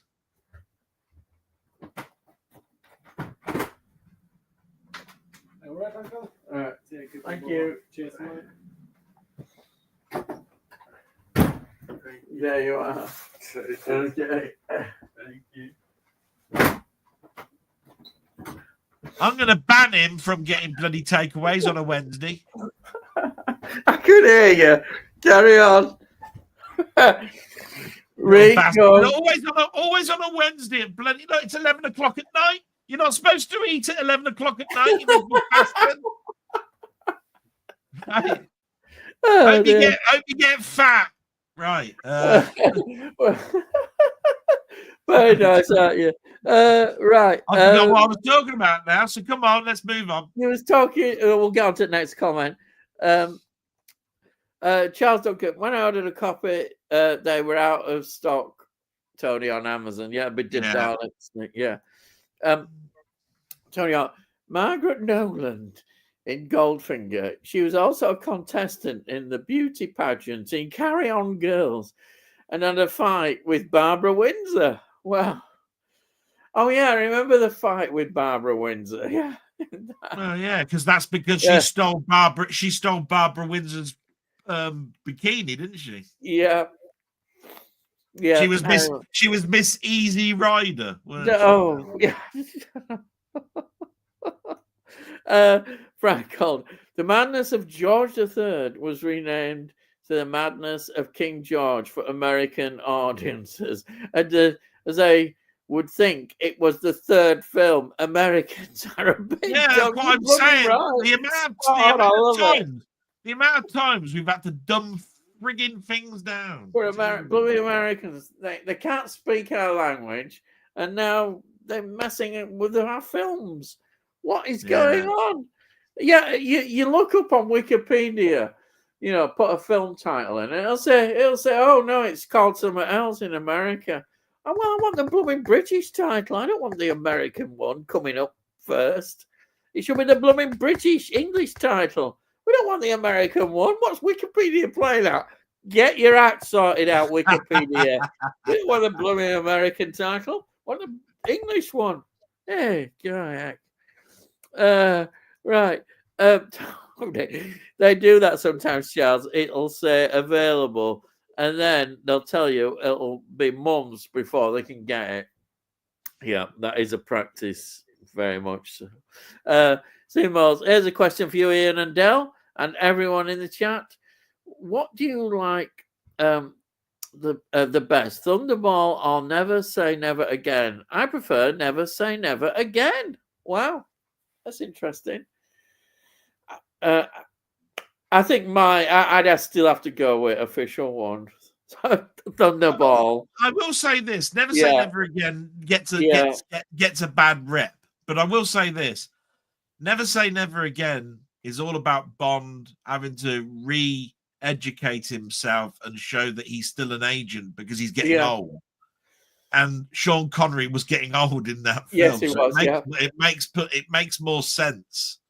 Never say never again. It does that story. Than Yeah, Thunderball does, because Thunderball, he was still the agent. It just become as a character. So yeah. I will say that. And of course, the other thing is it's got what's her name in it? Oh, for God's sake. From 9.5 Weeks. Christ. Oh, God. Yeah. You know, as the Bond girl, you know, I mean. Yeah, I know. 9.5 Weeks is going by. Everybody used to talk about that film. Well, yeah, because it was a I mean, soft porn film, basically. she has got a bit of a body, hasn't she? Yeah, I've forgotten her name. I bet somebody will know it, and they're pretending to know. Yeah, yeah. You see, when it gets to this time of night, I get a bit tired. And I forget Yeah. Kim Basinger, yeah, that's it. Yeah, Kim Basinger. So Thunderball's the third James Bond film, isn't it? It is, yeah. Well, yeah, because it's no. Is it the fourth? Is it the third or the fourth? Because it's that's Tom Jones who sings that, and I'm pretty sure Matt Monro sings. Yeah, it is the From third Russia because with Love. it's Doctor No is the first one. Then it's From Russia with Love. Matt Monro. And then Thunderball, yeah. And Thunderball, yeah. Tom Jones, yeah. Yeah. Oh yeah, it's California Suite, yeah. Yeah. I remember that. I managed to get mine in WH Smith's. I think a lot of their shops are closing down now, only opening in railway stations like it used to be. Sadly, that's true, Charles. I mentioned as I said, ours is closing here in our town. Do you remember I mentioned that in my blog? Yeah, it's sad, isn't it? What it is, that they're taking all the money away from the high street, putting it into opening stores in other countries. Yeah, they want to become a global power. To hell with us. So when you go in other words, like McDonald's, where there is a McDonald's in Japan and a McDonald's in Russia, they want a WH Smith in Russia. They want a WH Smith in Japan and all of that sort of stuff. So basically, this is the danger. Is that WH Smith have become the store where most post offices are now? That's right. Yeah. They all shrunk into WH Smith. Yeah. So if WH Smith pull out of the precincts and all that sort of stuff, where does the post office go? Yeah. That's true. Nobody's thought of that. Apart from you did. You mentioned it in your blog, yeah. That's so true. It came up as a news article, and I had to write it down because it was at a time where the banks are shrinking. You know, Lloyd's Bank are closing this, NatWest are closing this. They're moving out of the town centres. They're all moving out. Yeah. If my mum liked Marks and Spencer's food, she has to now go to a bloody outlet. Yeah. Well, she hasn't got a car, so it's about. So in other words, she has to get on 4 different buses. Yeah. To get to it. Yeah. By the time she's got the food back home, she's knackered. In fact, there's that every week. I mean, I remember my wife. She used to like New Look as a clothes shop. They're moving out now. They're all moving out. Yeah. What is going to be left? You know, Smith's is gone. My town is full of nail bars and and cafes. I mean, the amount of Starbucks and Cafe Neros we've got, bloody hellfire. Jeez. Yeah. I don't like those betting shops and those arcades that pop up. Well, we've got 2 of those. Yeah, I don't like them. I'd stop them. Yeah, we've got 2 of those. Yeah, it's sad, but that's what's happening to town centres. Yeah. Just ridiculous, but we can't do anything about it. Right. So that was actually shot at the Oscars. Michael Caine and Maggie Smith had to ignore all the press shouting their real names. They got a bad press the next day in papers. Oh. Yeah. Yeah. Like I said, it was a great film. It's one of those satire films that's done by you know, the bloke who probably did 10 or something, you know, Yeah, you know what I'm yeah, talking about, like Neil Simon or whatever it is, you yeah, know, or yeah, I've forgotten who it was, but it's definitely a dramatization of about 5 stories going on. yeah, Brilliant. I liked it. I thought it was yeah. fantastic. Tell you what, sign of the times with W.H. Smith, I think online purchasing plus newspapers and magazines are becoming less popular. I think, yeah, I mentioned that when I do my one review of a People don't go magazine. to I only WH get one Smith. magazine. People Oh, don't go to WH Smith to buy a rollerball anymore. They'll go to Ryman's because it's about half price. people don't read magazines yeah, anymore. nobody reads It's magazines sad anymore. Yeah. because I was brought up with magazines. I used to get loads of magazines, but now just one. That's it. Yeah. Never Say Never had a better supporting cast, in my opinion. All right, yeah, Yeah, more skin yeah, tight, more skin tight material for the women as well. I hate it when you get someone on the Oscars trying to be funny and it's so cringe, and they talk and talk and talk. Ian and Del would be good on the Oscars. Turnpike to waffle. Thank you so much, Stephen. Yeah, we would when we're What a waffling nice on. thing to say. Thank you so much. Yeah, thank you. What a compliment that is. Yeah. They like. Yeah. Can you imagine me at the Oscars? Yeah. So having a rant. Yeah, man, bloody hell, this bloody film. And got an Oscar welcome to nomination. the 90-second Oscars, you bastards. Yeah, why are you Right, giving okay.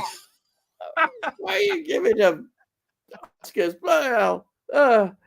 There would be you going, I'm having a reet grand time, I am. Yeah, Del, how are you? yeah, And I'll be going, yeah, what do you mean reet grand time, you yeah. bastard? What are you supposed to be talking about the Oscars? It would take 45 minutes to get to the bloody first nomination. And what if somebody asked you who's going to win the Oscar for the best soundtrack? Yes, who would you say? I wonder. Who would you say? Oh my God!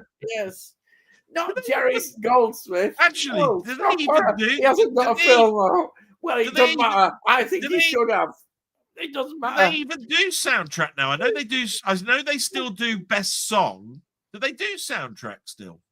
I know they do best song.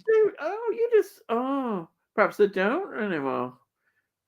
That is a bit It's been a long time since I watched the Oscars all the way. Yeah, same with me. Years. Actually, it really is years. Yeah. Oh, well, in a way, that's quite a shame if they don't do that. They just pick a song, do they? They don't do a whole soundtrack. No, all I know is that because it always used to be that Disney won best song. Yeah. For years and years and years, it was Disney that would always win best song, unless Bond came along and then Bond got a song, right? Yeah, yeah. Soundtracks was always there, but ever since the big soundtracks have sort of, the composers have died, I don't know whether they do the soundtracks anymore. No. I don't know, though. Anyway, Ian and Del. Yeah. What are your thoughts on Red Dwarf? I love Red Dwarf, but I don't think on Dave it's been quite as funny and as good. I watch it. There's something missing that wasn't there before. I don't know what it is, because we've got the same actors back. Maybe the scripts, they haven't got the ideas anymore. Maybe could it be that one of the writers and creators wasn't in the Dave ones, because you had Grant? Yes. Was it Grant Smith? I've forgotten his name. Yeah, you're right. Naylor or something. I mean, I in a way, I kind of still enjoy seeing those characters together, but it just has lost something. It got silly in the Dave ones. Yeah. Well, are they sometimes? Yeah, are they still making them? I mean, I'm out of touch now. I thought there was supposed to be one more coming out. What are my thoughts on Red Dwarf? It was very red and it was small. Let's see. No, I liked Red Dwarf. I I I like like parodies. when it was at its height and its best, it was absolutely superb. I think is it round about series as 4, 5, and 6. The It's BBC suddenly absolutely on put money into fire. it, didn't they? Yeah, I mean Because you could tell sometimes because the title sequence suddenly turned into lots of aliens and things in the title yeah, sequence. It was like, oh, you suddenly realised that this BBC Two show that's been sort of like getting lots and lots of views, but you don't yeah, acknowledge it. Suddenly, you want to put money into it now, dear. yeah, yeah. I must admit, I still watch the DVDs of those early series. Oh, I've got Yeah. the complete BBC One series on DVD, but I didn't get the additional ones that came out on Dave. No, No. I don't think I've bothered with. I might have got one. I don't know. I don't think I might have picked it up somewhere really cheap, but it lost something, which was sad, really, because I love those. When you love the characters, No, excuse me, I was getting a bit. I was yawning there Yeah. only because I'm getting a bit. Yeah, well, let's get going. Tony, there's a documentary on the Swarm Blu-ray, and it tells how Irving Allen reused sets from and scenery from his earlier series. He never wasted anything. Yeah. Yeah. Oh, Quantum Leap was brilliant. I think it was more than okay. I love Quantum Leap. Though they have remade one, and I don't think it would be very good. I never watched it. They Don't get me involved in that. Yeah, I've got all 5 seasons of the first Quantum Leap with Scott Bakula and Dean. You know, I mean, yeah, I have. I've got them on. They're on DVD. It came out on Netflix or whatever it was. I watched the first 4 or 5 episodes and I couldn't get into it. And yet somebody Really? turned around to me and said, "How Yeah, can you not like the remake?" I said, "It's bloody awful. That's why." really. And I thought it I would be. had this sort of like online argument about it, saying, "I'm sorry, but it hasn't got any of the heart." Yeah, The yeah, first one. yeah. I don't really care about this guy whatsoever. No. In fact, it was rare that you saw anything that was going on with Ziggy and back at the base, Well, that's right? And important.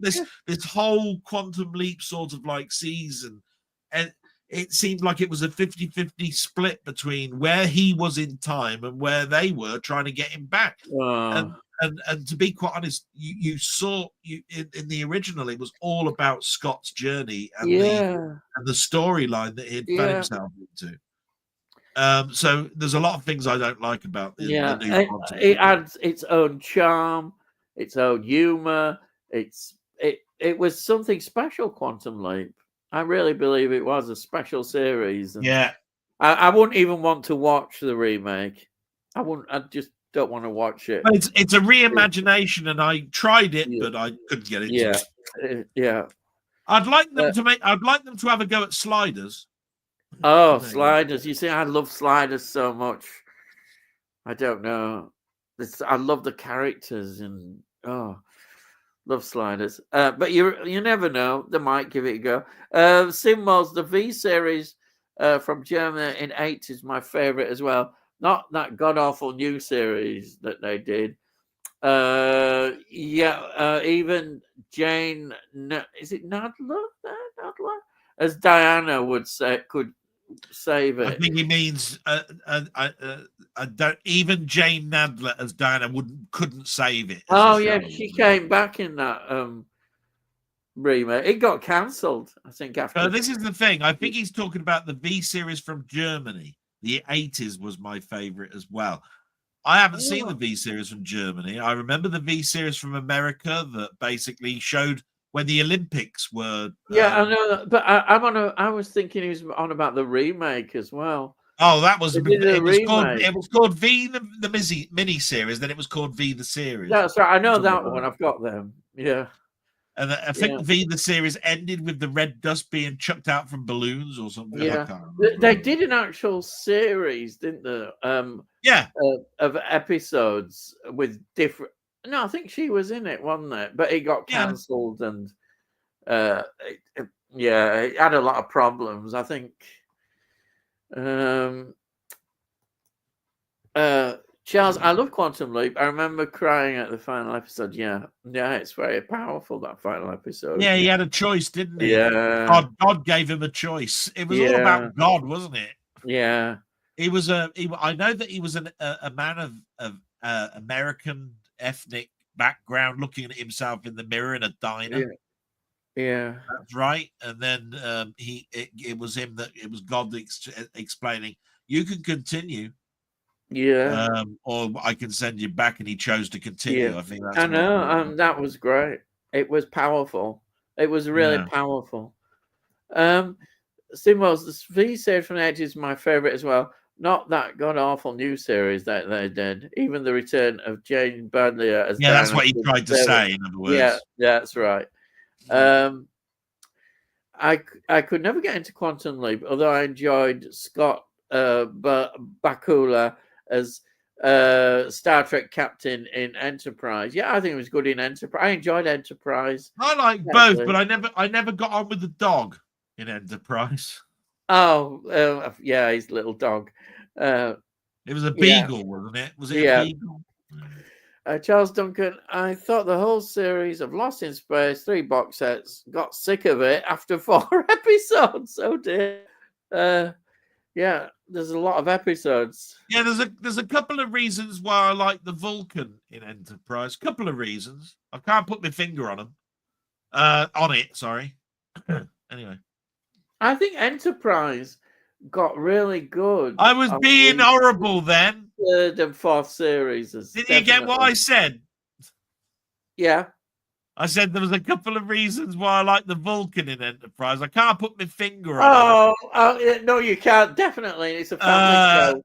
You can't put your fingers on it. Anyway, it's all right. Yeah, carry on. Oh, dear. Oh, dear. That's a bit of a carry-on joke nearly there. Yeah. Yeah.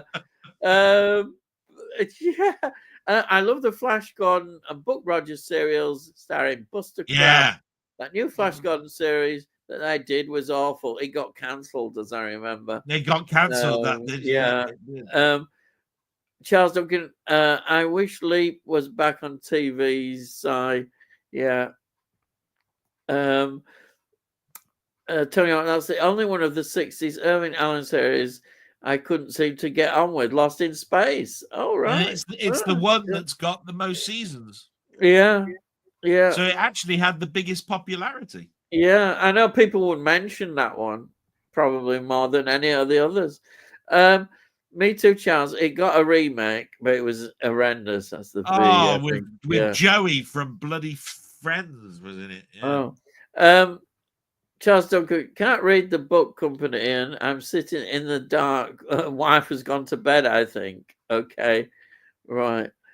I enjoy the second Dalek film more. Seeing them on Earth is more interesting, in my opinion. I kind of agree with that. Yeah, I like them on Earth. It's just that the spaceship of the Dalek ship flying over London, which was derelict, looked really good. It's sort of menacing. Anything that's familiar to you, but unfamiliar with a alien type, is something that jars at us. Yeah. That's why seeing a Dalek coming out of the Thames is more jarring than a Dalek coming out of a ship. Yeah. And then I always think seeing the Resistance is always good. When you know that there's a group of people.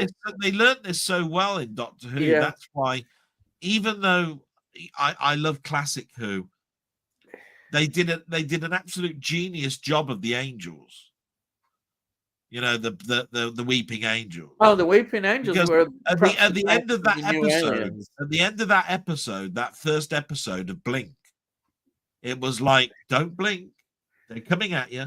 The only reason the statues don't move is because basically you look at them and they freeze, and then when they're not looking at them, they move. And you don't know that they're moving because you're not looking at them. So it's genius. You see, it's like the Autons with plastic. It's like plastic can be living, and the plastic can kill you. And it's like, well, I ain't going to sit in a plastic. I'm not going to sit on a plastic bloody chair anymore. Jesus Christ, going to kill me. It was anything to do with something that's mass around you turning into menace. is what Doctor Who does really well. Yeah, I think the Weeping Angels were the best new aliens in Yeah.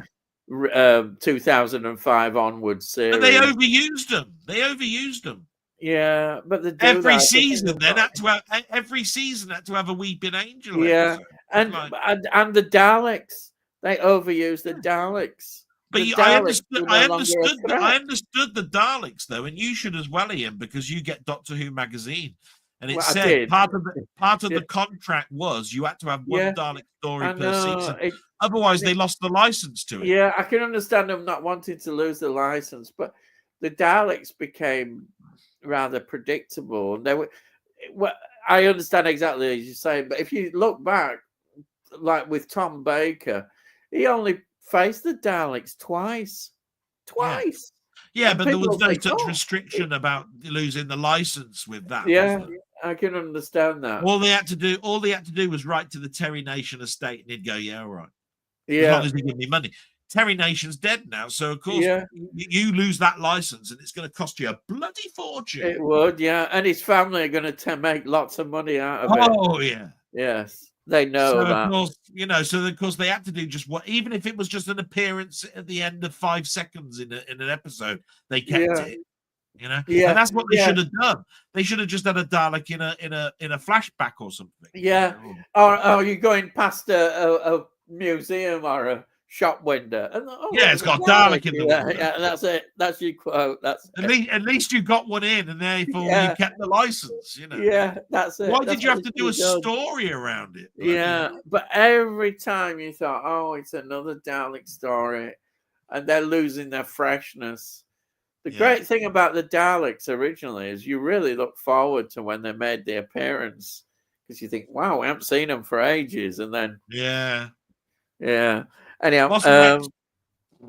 yeah, Tony, it's Panini who published the Dalek book. They do comic strip there you go. places too. Yeah, Panini. Yeah. By the way, Panini have the license to publish Marvel comics in this country. That's who Marvel UK turned into. Or should I say, Panini bought them, if I remember right.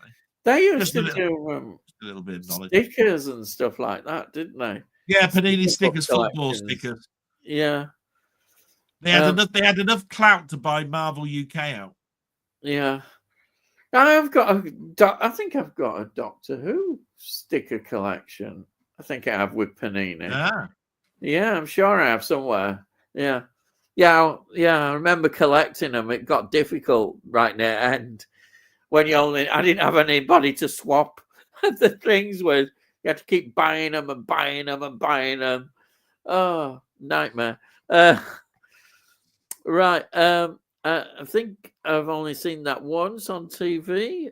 Right. I hope eventually they release a Blu-ray of The Black Hole, which you could only get as a member of the Disney Movie Club in the States. Remember, I've mentioned that many times. I've seen sellers selling it on eBay for about £50. Remember, I've mentioned that loads of times. Yeah. There are so many films that are only under the Disney Movie Club. Yeah. And we're in bloody UK.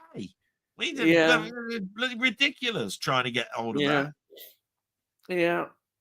I've still got my DVD copy. That's all I can do with it. Yeah. Andy's got an interesting suggestion. Andy, I think you should do a James Bond stream as a one-off. Would be fun.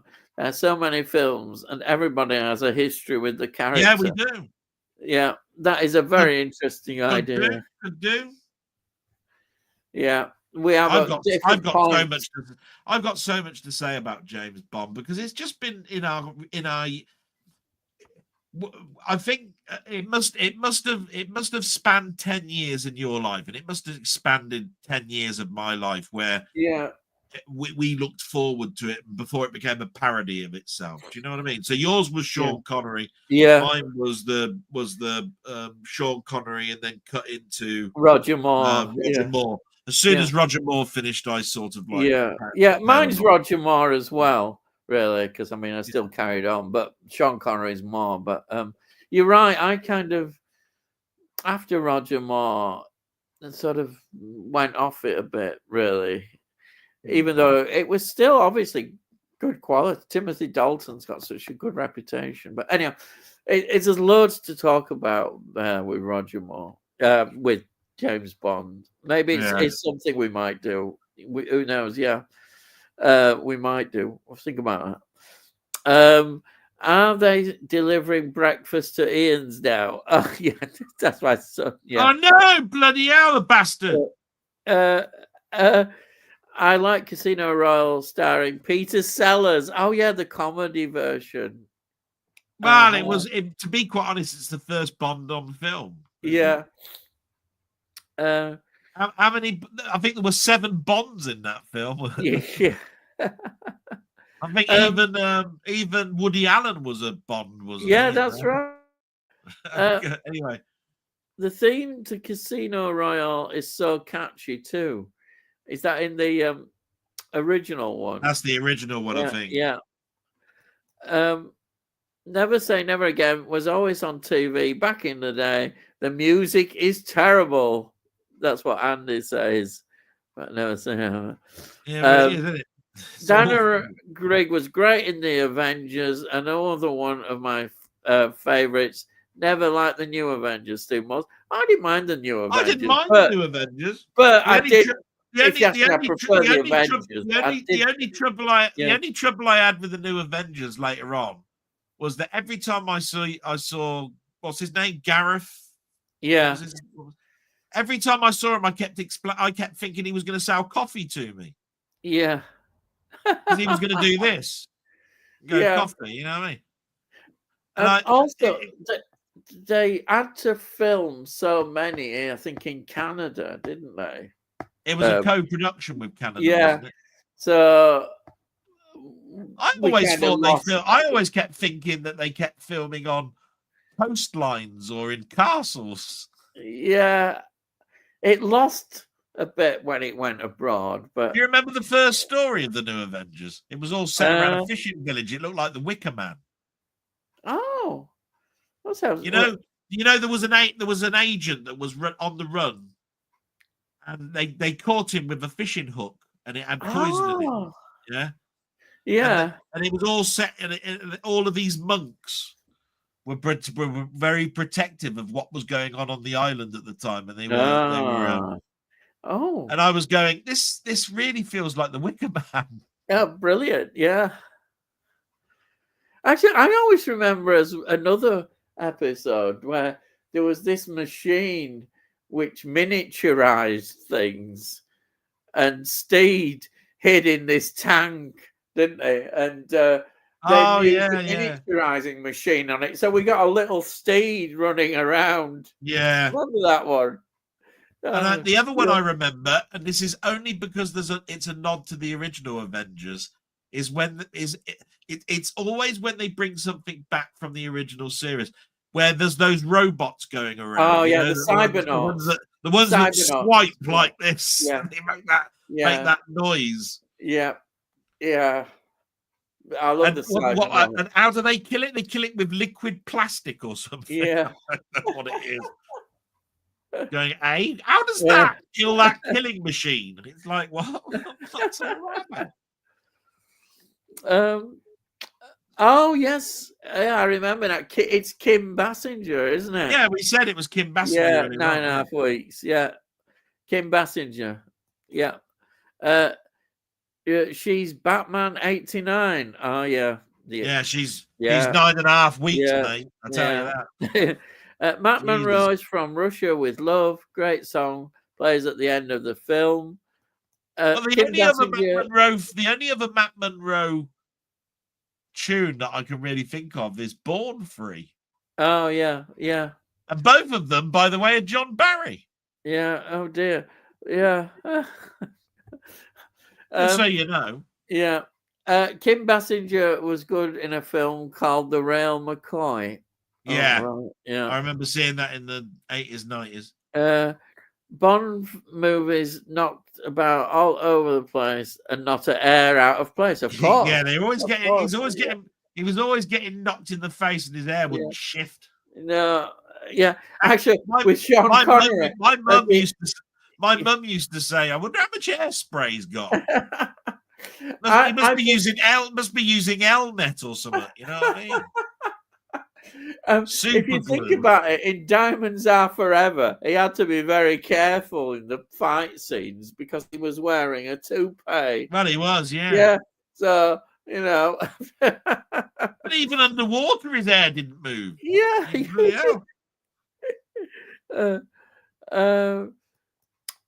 Andy makes that local shops are doing post office pickups where I am. Well, that's good. At least the shop's doing it now. No, it just means that's where the post office is going. Yeah. It'll turn into little cubicles. Yeah. I don't think. Then there will be little places where you buy your stamps from dispensing machines. Yeah. Oh yeah, the stamp machines will be in. You won't need to go to a post office to get your passport renewed because you can do it online. Yeah. You don't need a photograph anymore because it's all digital. Yeah. Blah, blah, blah. We know where it's going, but it doesn't help old age pensioners. Yeah, and parcels that don't know how to use the internet. Yeah. They do. My mum even now on a Monday at 84, because she's 84 now, has to try and remember her 4-digit code to get her pension out. Yeah. It's harder for her. She doesn't know what day it is. She's always going, is it Monday today? Is it Tuesday today? Is it Wednesday today? And on a Monday, she's having to be forced to remember what her 4-digit code is to get her pension out. Yeah. And if the post office shuts down, she's never going to understand how to get on the internet. No. What's a tablet? I thought I drank those in the morning with you when you bring me my cup of tea. You know, that's what my mum think tablets are. Yeah. And it's not going to change. Of course, it won't change. Steve Moore says, I don't think James Bond knew what a condom was. He must have impregnated loads of women. But think about this then, right? Why didn't the women know what a condom was then? I don't know. Is it always the bloke that had to remember it what probably a condom was? In the 60s, they probably were harder to get hold of. Well, they were like the war. They were like the war, weren't they? They were reusable, and you washed them out or something. You had to keep going to have your hair cut at the barbers. When it's anything for the weekend, sir. Yeah, my dad told me that. My granddad told me that. He said condoms when I was a lad. He said they were things that you washed out and reused. I went, that's disgusting. And then, of course, you don't hear about things like Brill cream and that anymore, do you? I mean, no, you don't. That was a big thing with the Teddy Boys and all that. Yeah, Brill cream. Yeah, and I remember having it as a kid and not liking it and wondering why we had this. Brill cream, you use wax now, don't you? What's that? Why did they put that on us? Yeah, I introducing lockers for parcel pickup, similar to Amazon. Yeah, that's what they will. No, Ian Goldfinger is the third Bond movie. Thunderball is the fourth. All right, okay. Yeah, right, it's difficult to remember the order with Sean Connery. I have to say. Yeah, it's easier with I tend to find with Roger Moore. Yeah, you know that you got a great star, haven't you? We're living that die. All right.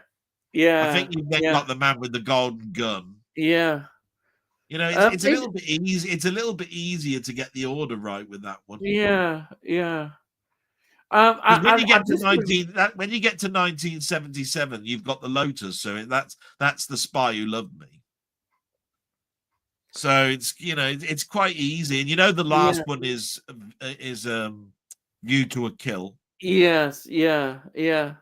So there's not much for you to remember in between, is there? No. Charles Duncan, it would have to be an extended Oscar show with Ian on it. Yes, it would, wouldn't it? It would go on a bit. Well, it does go on a bit. I have to say, it's not me that talks; it's him. The Oscars do best original score as well as best original song. There you are. In other words, they still do the original score. And Jim Jeffers at TV. Good evening. I'm sure you're not with us now. You've probably gone to bed. But good evening. He says he's just finished work. Well, there you are. Oh, Jim Jeffers. Yeah. Oh, you're okay, Jim Jam? Simo, Blackpool has become a shithole now. Places all boarded up crazy. Yeah, I've seen that on so Well, many Steve from documentaries about Steve's Blackpool. Gaming, Steve from Steve's Gaming's told me as much. It's a Yeah, shame. it's very sad. All these empty, boarded up boarding houses and little hotels, and it's nobody's going on these holidays anymore, are they? No, off the Uh, Benidorm. yeah, empty buildings, but we still have homeless living on the streets in 2025. Yeah, well, I've seen even in Blackpool, you've still got a lot of homeless people. Yeah. What can you do? It doesn't matter where you are. Tony says, "Evening, James. Shame about the badly damaged case for your whodunit set. Oh yeah, not sure how many discs you have in it, but you can get new multiple disc cases on Amazon. Well, oh yeah, you get that sorted out. That must have been so disappointing seeing that case damaged like that. But you did get a bargain at least, and hopefully you can get another replacement case for it." Tony says, speculators, landlords shouldn't be allowed to have empty properties. They should be used to house those unfortunate enough to be homeless through no fault of their own. Yeah, I think we all agree on that. Yeah. Sumo's channel where it goes different places like Manchester. All right. Yeah. The BBC did not take care of the Dalek props. The new Daleks in Victory are all smashed up, and people are trying to restore them now. What? Yeah, that doesn't surprise me again with BBC. Mainmeister, evening, gents. Not long home after a trip to Swindon. Knackered night. Good night. Thank you for. I must admit, he lives in Scotland. Yeah. Right? He has to travel to Swindon once every month. Yeah. Where he has to get a plane. So he gets up at 5, gets on a plane, travels down there 9 o'clock, has to finish there like 5 or 6 o'clock, get on another plane, travel back home, and it's like bloody 11 or 12 o'clock. And then has to be at work the next day for like 7 or 8 in the morning. Yeah. Yeah. Totally understand. I would not look forward to that day. No. Sai says, I honestly think the worst thing to happen to James Bond was in the Jason Bourne films. They felt grittier and more down to earth in style compared to the shiny, polished Bond films. Because of the way that it was written, Sai. Yeah.